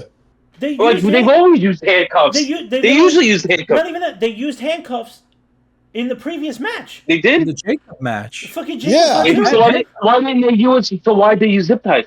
Why because couldn't they Jacob used because apparently Jacob Fatu broke the only handcuffs. No, because he broke the only pair of handcuffs they had on the budget. Oh yeah, one pair that they had. They got like $40 company, and you had one pair of handcuffs. Like really, like. Oh god, WWE rings. There's like 90 tables down there. One pair of handcuffs. Oh my god! God forbid we use two. It's not like you didn't know this was going to come. You knew that they were going to tie her up in part of the storyline. No, come on. Honestly, I feel like maybe Lyra didn't feel comfortable with the handcuffs and was more comfortable with the zip tie because it gave her an easy out if she needed to. I don't know. That's the only thing I could think of that kind of makes sense. Man. But at the same time, I'm like, just fucking, like I said, if your hand fucking falls out or the zip tie breaks, scrap it and just finish the fucking match normal. Yeah. Like you don't have to, you know. Because no spot that came afterwards was that integral to having Lyra's hands tied up. But yeah, you mentioned it before, the whole thing that now that Becky beat her, Lyra can no longer compete for the IC title. As long as Becky and you know what? I almost think it's a good thing. No, it is a good thing because it keeps us from having the same fucking feud over and over again. It forces us to move on from this story. And you put Lyra in the main event cards now. Yes. Unironically, yes. No, yeah, she needs to go after the Women's World Championship, like 100%. Speaking of which, Scott, I believe that's the next match you were going to talk about. Women's World Championship. All of us getting the win on this one because the match was an obvious one with Naomi versus Io Sky versus Rhea Ripley. Mm-hmm. I'm going to be honest with you. I'm a level with you, man. If you were there live, this wasn't as obvious as I was hoping for. There were a few moments I genuinely thought Rhea was winning this match. No, I agree.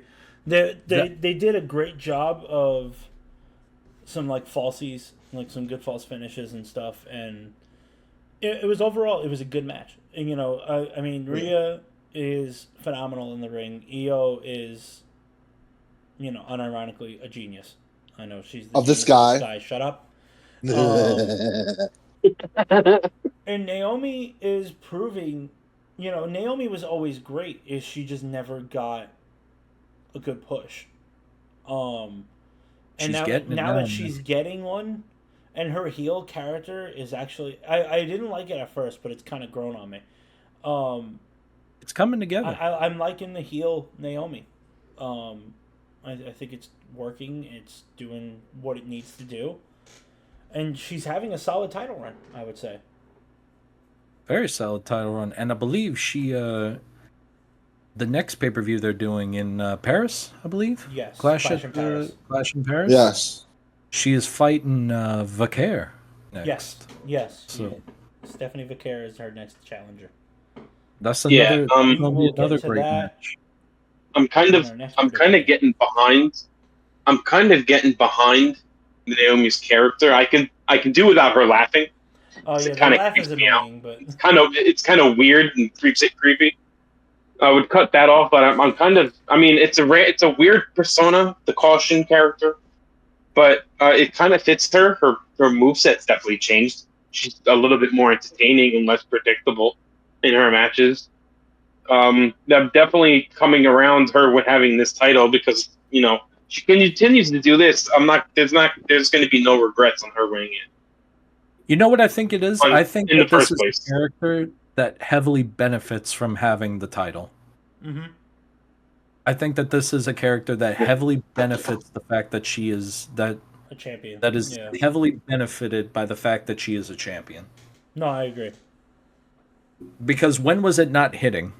Well, when she was getting her ass handed to her by Jade every week. Yeah. Yeah.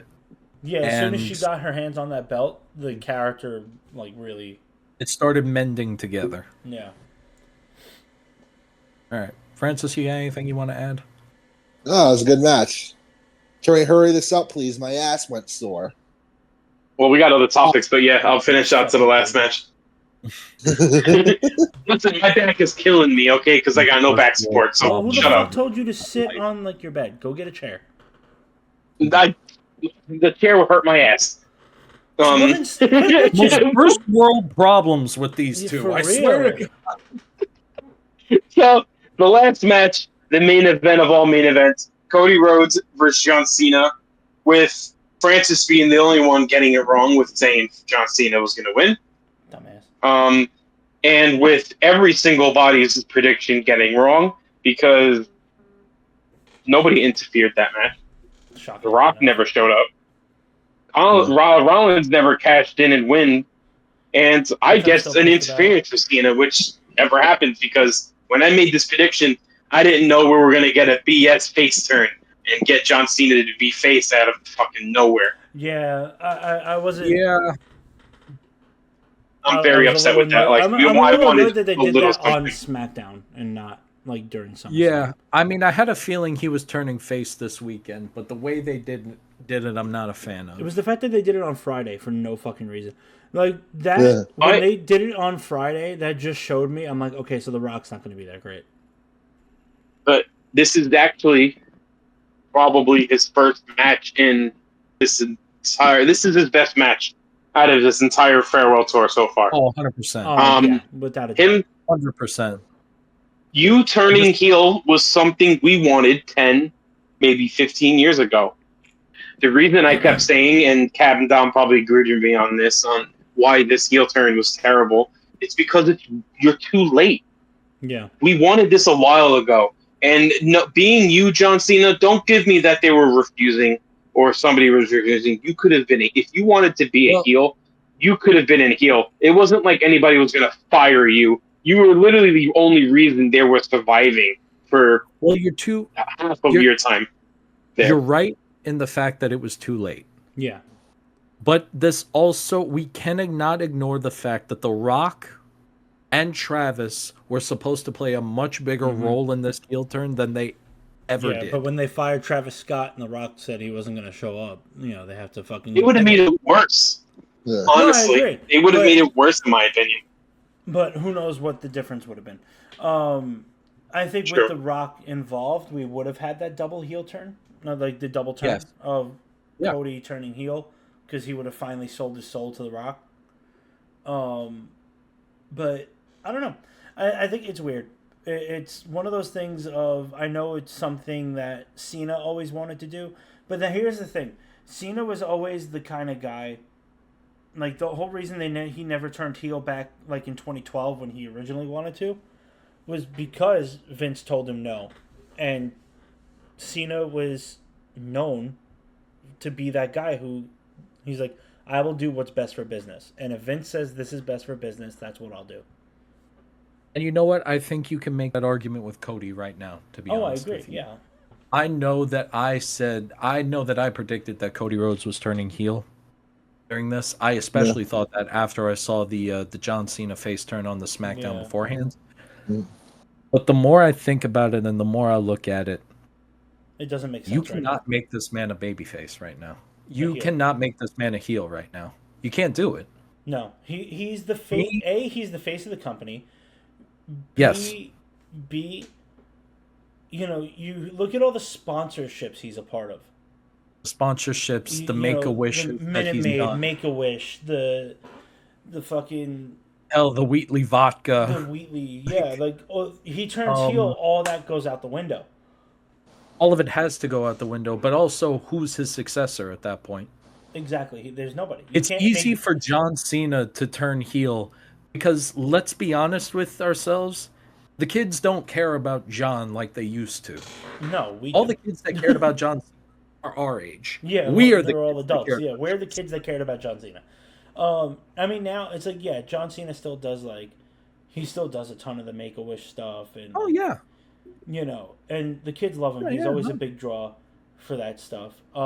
Not nearly on the level of Cody, though. Not now. Not Yeah, Cody anymore. kind of beat him out now. But it's also, it's his fucking farewell thing. He's not sponsoring anything on WWE's behalf. No. What is it? He's the voice of the Honda commercials. Ooh, wow. you know, He was also a cartoon elephant for some weight loss supplement. yeah, that was I like the also weirdest thing. But Um I also have to say something because I have to be consistent. And I okay, bash AEW for this, and it pisses me the hell off every goddamn time that I want to slap the holy hell out of whoever started this BS.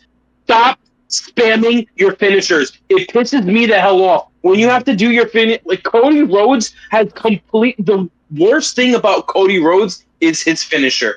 Because the fact that he has to do it 8 to 10 times on every single match, it's not a finisher anymore. It's just a regular move. It has the signatures. I understand. If you want to do 8 to 10 signatures and they go and get kicked out on all the time, perfectly fine with that. But your finisher has to be sacred. It shouldn't be something that you have to do multiple times in order to get a pin.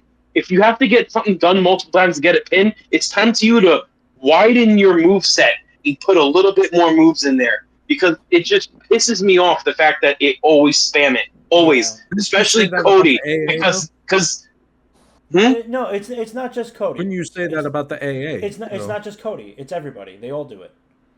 It's been everyone. AEW, it's Yeah. No, WWE, it's Jay Uso, it's Roman But it's Reigns, also been Seth long. But Rollins my does point it. is, it's also been even longer than AEW's even existed. Because you could say all of this about the AA No, back I in know. like 2010. No, but what Scott's saying is he always complains about that with AEW, so he has to be fair and complain about it with WWE as well. Oh yeah, no, no, That's no. the I'm only not reason he saying brought it's up wrong. AEW. No, but Especially, I agree. especially it never gave, especially Cody Rhodes, because I feel like he returned from AEW and it instantly started happening where he just had to do a triple move, a triple finisher, and now it's getting to the point where these triple finishers aren't doing it, and it's Yeah, like like I don't want to keep seeing it's the I same don't care finish about a every match time. being long, but like if you have to keep doing your finisher to get a win, your finisher kind of sucks. Yeah, Like if that's the but case, here's the thing. I don't. It's not a matter of the move itself.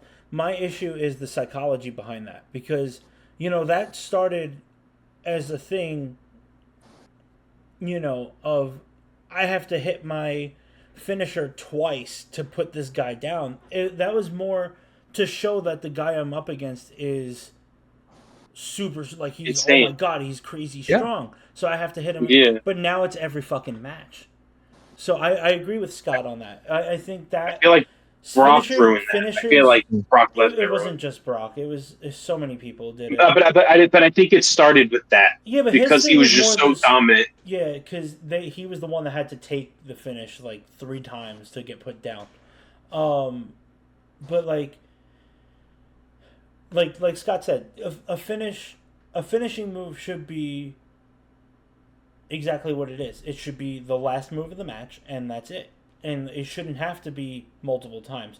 It shouldn't be, oh, they kicked out of my finisher. Like, Scott Hall had the most protected finisher of all time, in my opinion. Yeah, I'm not even The saying Razor's do Edge. stuff like wrestlers like No, but Scott Hall and Baron Corbin. no, Like no, you no. can have But people kick out, but if yeah, it's like 5 times a match, it's like that's come what. on. But that's my point. Like, it used to be that someone hit their finish and that was it. And the only time very rarely did someone kick out, and not only that, if like Scott Hall, he always said with the Razor's Edge, if it wasn't going to win him the match, he wasn't using it. And that's why it was so protected. It was so devastating. Now you look at, like, Damian Priest uses the Razor's Edge, which, great. Like, he makes it look fucking fantastic. It doesn't help. I mean, it helps that he's like 6'7". The dude's a fucking giant, so it looks even more devastating coming off of him. But people kick out of it all the time. You could also make the argument, though, that the reason Well, that they are kicking out is I think because that's it's just not the evolution of certain moves, like the super kick. Yes, I agree. It's different when it's not coming from the guy who was his finish. It's not Damien's finisher. I understand that. Yeah. But you get my point. It's like a finish used to be I get it. sacred. Exactly. It is no longer that way. Now, everyone kicks out of everyone's finishers. It doesn't matter. Fucking Tozawa could kick out of the fucking Crossroads and no one would care.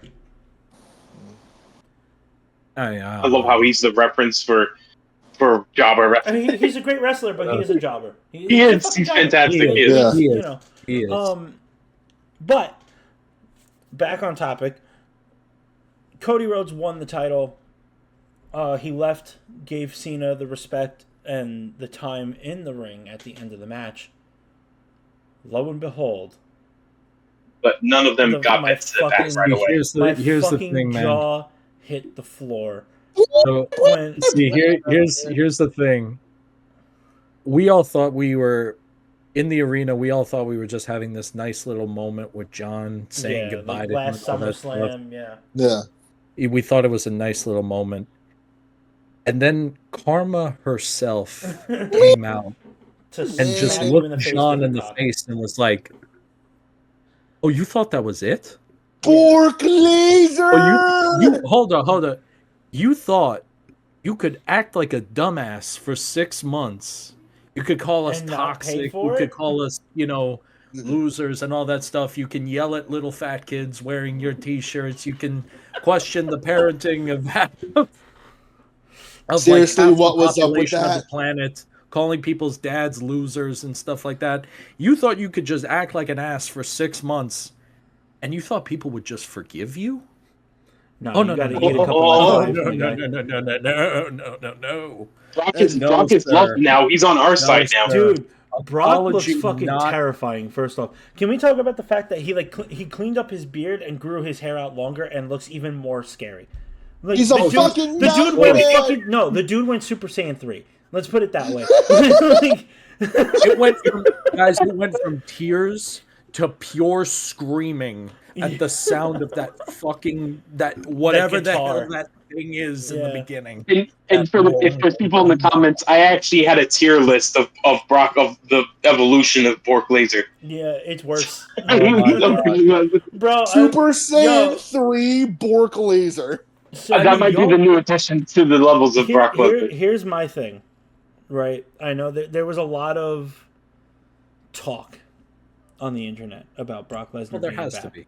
Yeah. There has to be. Let's not beat around the bush. The dude was named 30-something times in the Janelle Grant lawsuit. Yeah. Yes. I'm going to put it this way. One, Brock was never suspended. He was never fired. He was never taken off of the roster. He just wasn't being used. WWE is, in all intents and purposes, an entertainment company. They will do what makes them money. Yes, they took Brock Lesnar out of WWE 2K25. They took him off of whatever plans they were doing. They erased him. Yeah, to avoid backlash. That being said, based on the reaction from the crowd, and this might be a bit of a controversial opinion, WWE as a company will do whatever the fuck they want to do when they want to do it. They will do it when they feel they will get the least amount of backlash. At this point, just from this isn't my Professional opinion. this isn't my opinion. Not, they felt this is, and this is just from my observation. At this point, they feel the backlash would be minimal enough that they could bring him back and everything would be fine. Yes, he might still get sued. He might still, well, he is being sued. That is still, that case is still up in the air. The woman's legal team has No, already. no. Let me. I'm sorry. Let me actually. Wait, hold on. What did Kev say? Yeah. I mean, the woman's legal team already said that they've got more stuff on Brock. On Brock. So, I'm not going to say what that stuff is because we don't know. Yes. We don't know what they have. They have not made it clear what they have yet. Yeah. But I actually before they Scott, as of right before you do what you're going to do, I got to say this. All right. I think it was made very obvious that, originally when it happened, I got swept up in the emotion of the crowd and I was screaming just as loud as everyone else was in that audience. Whether it was, I'm not going to say it was excitement. I think it was more genuinely a thing of what? Yeah. It was genuinely like it was genuinely an oh my god moment because if you had asked me 10 million times who was going to show up after the match, Brock was the last person I would have. Brock was maybe the last person that I had expected. Yeah, I left my friend's house after the Cody Rhodes and John Cena match instantly because I did not think anything of after what was going to happen after that match. Halfway through walking home, my friend texts me. He goes, "Brock Lesnar returns." I'm like, what the fuck? What is happening now? I left not thinking anything, and then I walk home, and then I get the text saying Brock Lesnar return. I was like, when the hell was this? I think so. Yeah, we do have to mention the fact that look, unfortunately, there is still baggage on this man's name. There is. We can't ignore that. Clearly, WWE does not think it's enough baggage to keep him away. And I think the this one is thing also, I do think is weird, though. I'm sorry. It is also. I think they also brought him back because Cena requested it. He wanted one more run with Lesnar. Originally, I had heard that John Cena. I think John Cena confirmed he didn't ask for this. Oh yeah. He just gets what he's dealt with. Originally, that was the case. They had said that, we brought him back at John's request. Then on Monday Night Raw, Michael Cole says this was a Triple H and Nick Khan decision to bring him back. So the one thing I will say, it's very weird why the story is being changed as to why he's back and things like that. I mean, why he's back is pretty obvious. It's because he cannot. It's because he's John Cena's penance. Yeah.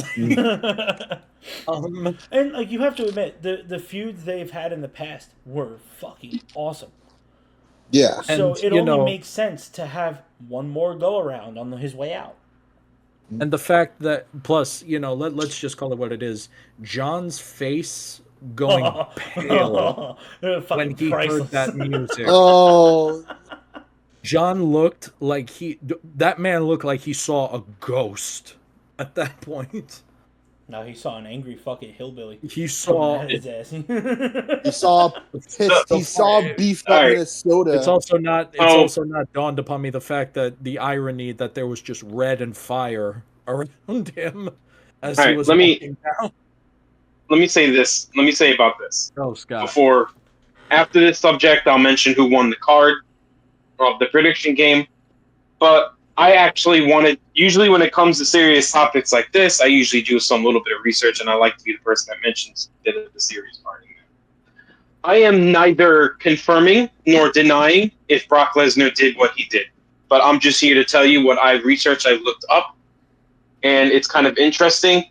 Everybody online, everybody even here, so I don't know if I'm not going to question, you guys might not, I'm just saying, that's what I'm hearing, are assuming that, I'm not saying you guys are assuming, but people online are assuming that he did something. I looked into the case. I wanted to make sure what I was talking about.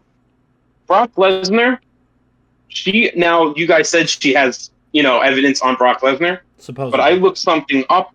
Brock Lesnar is not a defendant on this case.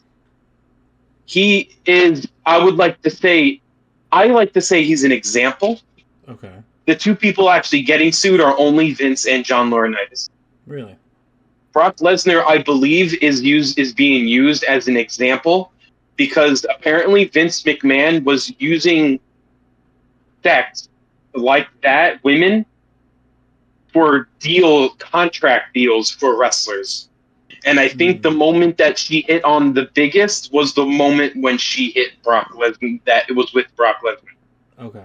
Now, the thing with Brock Lesnar, he didn't go.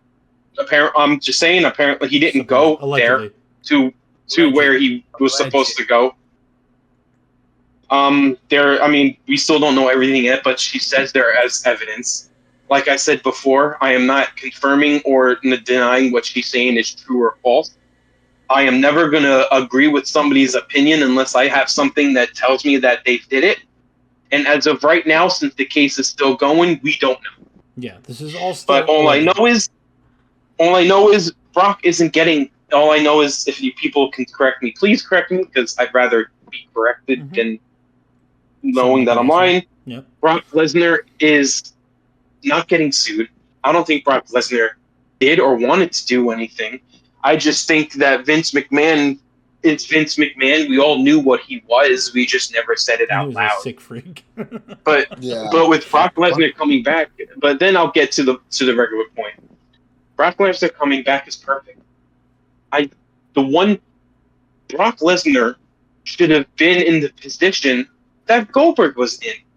He should have been the one that versed Gunther, because that is the number one wrestler I want to see Gunther verse is Goldberg. When the confrontation happened, when the confrontation happened at the Royal Rumble, I'm like, I have to see this match, because it's like the immovable force. It's like Hulk Hogan versus Andre. Yeah. It's the immovable, whatever the saying is. I can't get the thing right, so I'm not going to say it. The irresistible force versus the immovable object. Yeah, I couldn't think of the word irresistible. Yeah. That phrase exactly, and that's exactly how I think it is. And I just felt like it's a dream match for me. Is Brock versus Gunther? Yeah, like I said, Brock Lesnar was just, you hit the nail on the head. Brock Lesnar was named in the lawsuit. He's not being sued. I don't believe. It seems like this was done to multiple wrestlers. Yeah, from what I gathered in the past about, I really don't want to get like too deep into the Janelle Grant lawsuit and everything. But yes, like what you said is allegedly.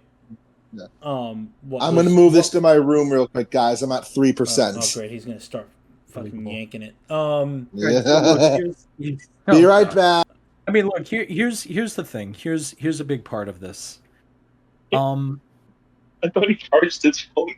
There's clearly a lot of mixed emotions when it comes to Brock. And I think a big problem with expressing...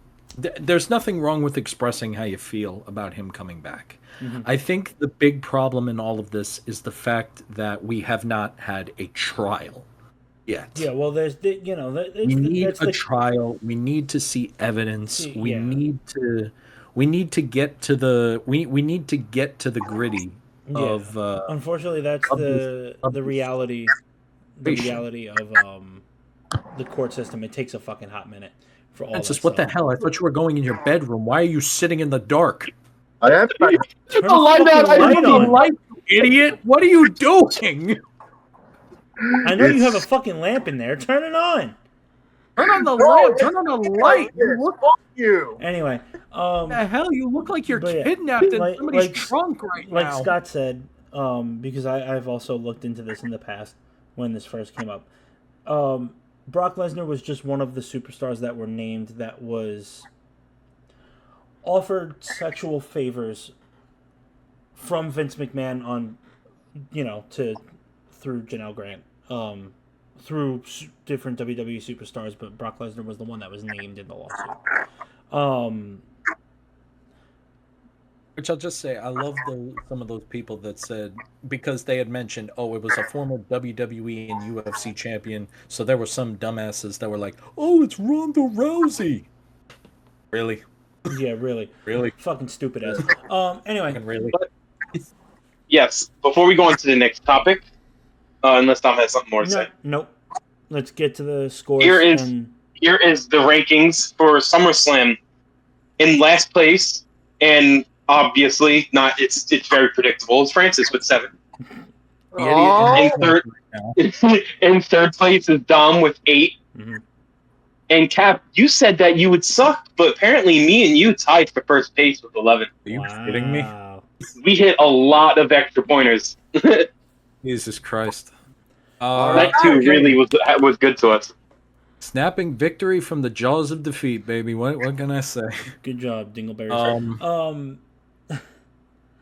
So that being said, SummerSlam. By the way, Francis, I can't tell if you flipped me off or not because nobody can see you. SummerSlam 2025 is in the books. That being said, honestly, I would say that so far this has been the best PLE of 2025. I think it was a fantastic.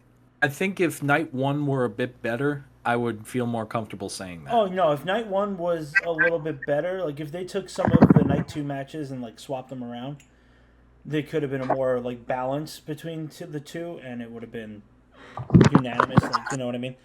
I would agree with that. But holy crap! You turned on the light. I do want to talk about one thing. We did make a TikTok about this earlier this week. Well, specifically, I made a TikTok about this earlier this week. WWE, TKO have made an agreement with ESPN. WWE's premium live events are now starting with WrestleMania of next year. So WrestleMania of 2026. All WWE PLEs will be streamed exclusively through ESPN's new app, which launches on August 21st. Unless you take your VPN to international, then you can watch it all on Netflix. So here's the thing. We found out at first there was a lot of miscommunication on WWE's and ESPN's part. No one understood the actual thing of it. Everyone just saw the price that the new ESPN app is $30 a month, which sparked a lot of people to turn around and say, okay, now I need 3 different subscription plans to watch all of WWE. So, because you would need Raw is on Netflix, so you would need that $15 a month membership to watch Monday Night Raw. Then SmackDown and basically the whole library of old WWE stuff is on Peacock, which is another like $12 a month. And then now ESPN for all the PLEs for an additional $30 a month. That being said, what ESPN and WWE failed to mention on that first day when everyone reacted to this stuff is that if you have ESPN through your cable provider, so Fios, DirecTV, Dish Network, Hulu, Xfinity, Hulu, you Fubo. can log in, and Fubo and YouTube TV. You can log in using your cable provider and not pay the $30 a month and have access to the full app because you're already technically paying for ESPN. So that being said, if you have Fios, Fubo, YouTube TV, Hulu Plus, all that stuff, you're essentially getting this app for free, and you're getting WWE PLEs for free. Right, ESPN is like ESPN Plus, right? So it's going to be different than ESPN Plus. ESPN Plus is like the base level of this app. So that's like the $12.99 version of this app. All right, Dom, before you continue, Francis, can you please mute your mic? I'm getting a lot of feedback from your side. Yeah, because you took your headphones out. I did Just mute take my. your mic. Mute your mic for a There you minute. go. Okay, Thank you. thank you. Sorry, there's a lot of Anyway, feedback continue. coming from the audio because you don't have headphones Yeah. in. Anyway, I know you need continue. to charge your phone. So ESPN Plus will be get you access to the base version of the app, which is basically all the same shit that you get on ESPN Plus. So select hockey games, select documentaries, ESPN production things. It wouldn't include all the WWE stuff, basically, is No. what you're saying. So it will not include the WWE PLEs, UFC pay per views, and out of market football games. Because they did with this new app, they also came to an agreement with the NFL, which is allowing select out of market NFL games, but will also allow you to purchase NFL Red Zone and NFL Game Day through the ESPN app. So I'll throw in my 2 cents here. And then Personally, also the NFL Draft will be on that app exclusively from now on. I see. So here's my thing. Personally, if you're asking me, I think it's just. I mean, what do you want me to say, man? It's another Complete bullshit. Say greedy it out tactic. front.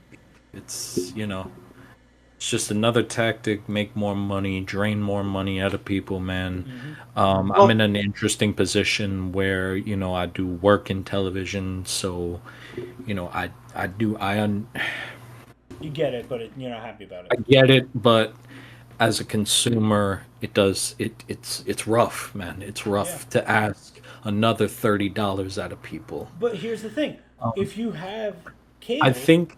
Oh, stop yelling at me for a minute. trust me, that's not yelling, my guy. um, I think that there's 2 things about this that's interesting. One, you're absolutely correct, Dom, in the fact that WWE did not mention that loophole originally when they came out with the And neither segment. did ESPN. And number 2, as I found out, I was watching Wrestle Talk earlier this morning. Shout out to them, by the way. Is the fact that this deal is still being fine tuned as well. Like, this is not the final edit of the deal. I imagine at some point that this is going to be part of some Disney Plus, ESPN bundle thing because they still own the companies. I imagine that they're going to come out with some kind of bundle as far as that goes because why wouldn't they? Well, they already have one with ESPN Plus, so I wouldn't be shocked if they just give you like an upgrade option. Yeah, $5 and extra it's dollars probably and you gonna should get cost more ESPN. anyway. So what the hell? What I think is interesting though is if they have not fine-tuned this deal, like this is not the final version of the deal, why say anything at all then at that point? Well, because we all knew a lot of people. If you pay attention to it, a lot of people knew that the Peacock deal was running out by the time WrestleMania rolled around. Yes.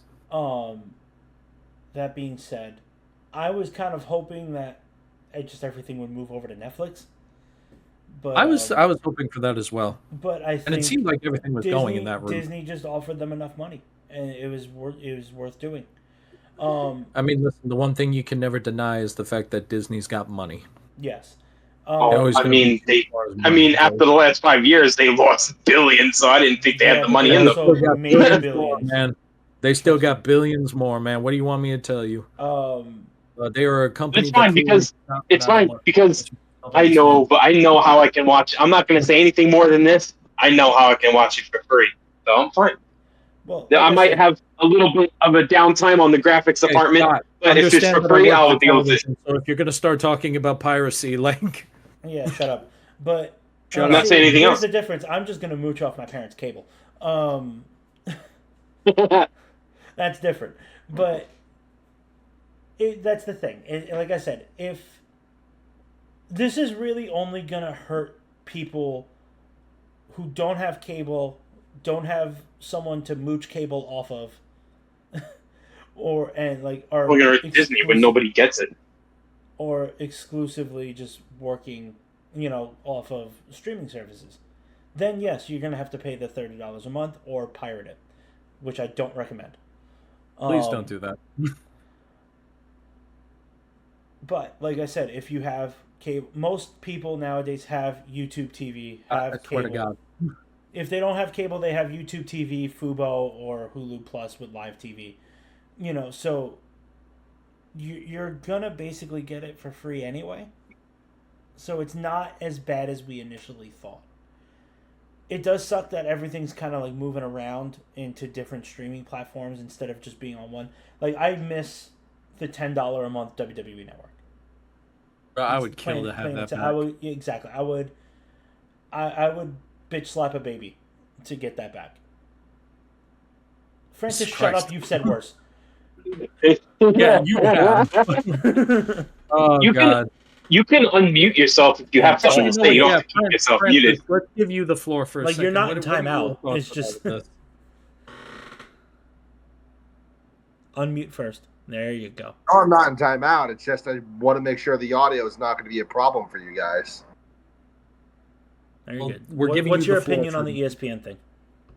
It's corporate maneuvering. You hear about one case, you hear about them all. I already have the ESPN expansion on my Disney Plus with the Hulu bundle, so It's not the same. It's different. Uh, Not the same thing, though. well, then I got a new I'm sure job. eventually it will become the same thing. He's got a point. He got a new You job. He can can just afford get it. just get Hulu Plus, and apparently you can watch SmackDown on Hulu Plus. I think Yeah. you can do the same thing with the pay-per-views. Yeah. I may do. All right. That I'll just wait until the next day and watch it on YouTube. No. Yeah. Watch a There's YouTube another slime option. tutorial. I don't know, man. It's rough for me to say. I'm obviously not a fan. I understand where it's coming from a business aspect of it. Plus, if they're moving to a streaming service, that gives me a chance to maybe do some stuff job wise in professional wrestling. I don't know. That's food for thought for me personally. Sorry. But yeah, I'm just saying it's food for thought for me personally, professionally at least. But yeah, I don't know. It's hard for me to say that I'm a fan of this either. I'm not particularly a fan of it. Uh, but we'll just have to see. I need to see what this final deal is, if it makes it look any better or anything like that. We will see. We will see. But yeah, I think that just about does I it. think we can pretty much cap things off there. We've been going for like 2.5 No. hours. Final topic. Oh, we have This is one a more very thing. quick one. I really want to This is do a very this. quick one, and I wanted to talk. I do, and you guys, Dom and Cap will like this because with this topic, I'm gonna end. Me personally, gonna end the charade that me and Francis have been Oh, going thank on. Christ! Oh, thank I am. God. I don't know if Francis is going to. You know he's not going to, but at least one of you is done. There's an idea with this, and I think the idea came out when Chad Gable got hurt, and they took the advantage of it. I think we're going to get introduced into our very first international return of international fact of an international fact, and it has to do with the El Grande Americano characters. And I want to tell you guys the three wrestlers that are going to be in this faction that I think would probably be better than the other international factions. So the newest one that we found was Tyler Bate. The one that came in between them is Pete Dunne, and the main one is Ludwig Kaiser, who probably will be the leader of the faction. But I think we're going to have an international faction that appears out of this, using El Grande Americano as not only probably the perfect way to get this faction going out, but also we'll probably get the feud of this new international faction versus American made, which could possibly give us a very great, like, old-fashioned WWE World War. Maybe not call it a world war, but I could think of literally as I was trying to think of saying this, I was trying to think of another word. I couldn't think of anything. I So get what you're please, saying. if there's a different name, let me know. I'll use it. I just couldn't think of Um, anything other than World War. So look, I'm first of all I can say is thank God at least one of you is stopping this nonsense. because this story was going to end with either Chad Gable getting unmasked or my hands around both of your necks simultaneously, killing you both. I don't know what your problem is. It's not my fault you can't tell two guys apart. Your mic is muted, dummy. No, he's not. Not anymore, Steve. I heard him say that when he talked about it was muted. Oh, I didn't hear him. You don't even know the difference between a muted and unmuted mic. What the fuck? Oh, I just muted him because I thought it would be funnier. Anyway, yeah, no, I can see it being a fun thing.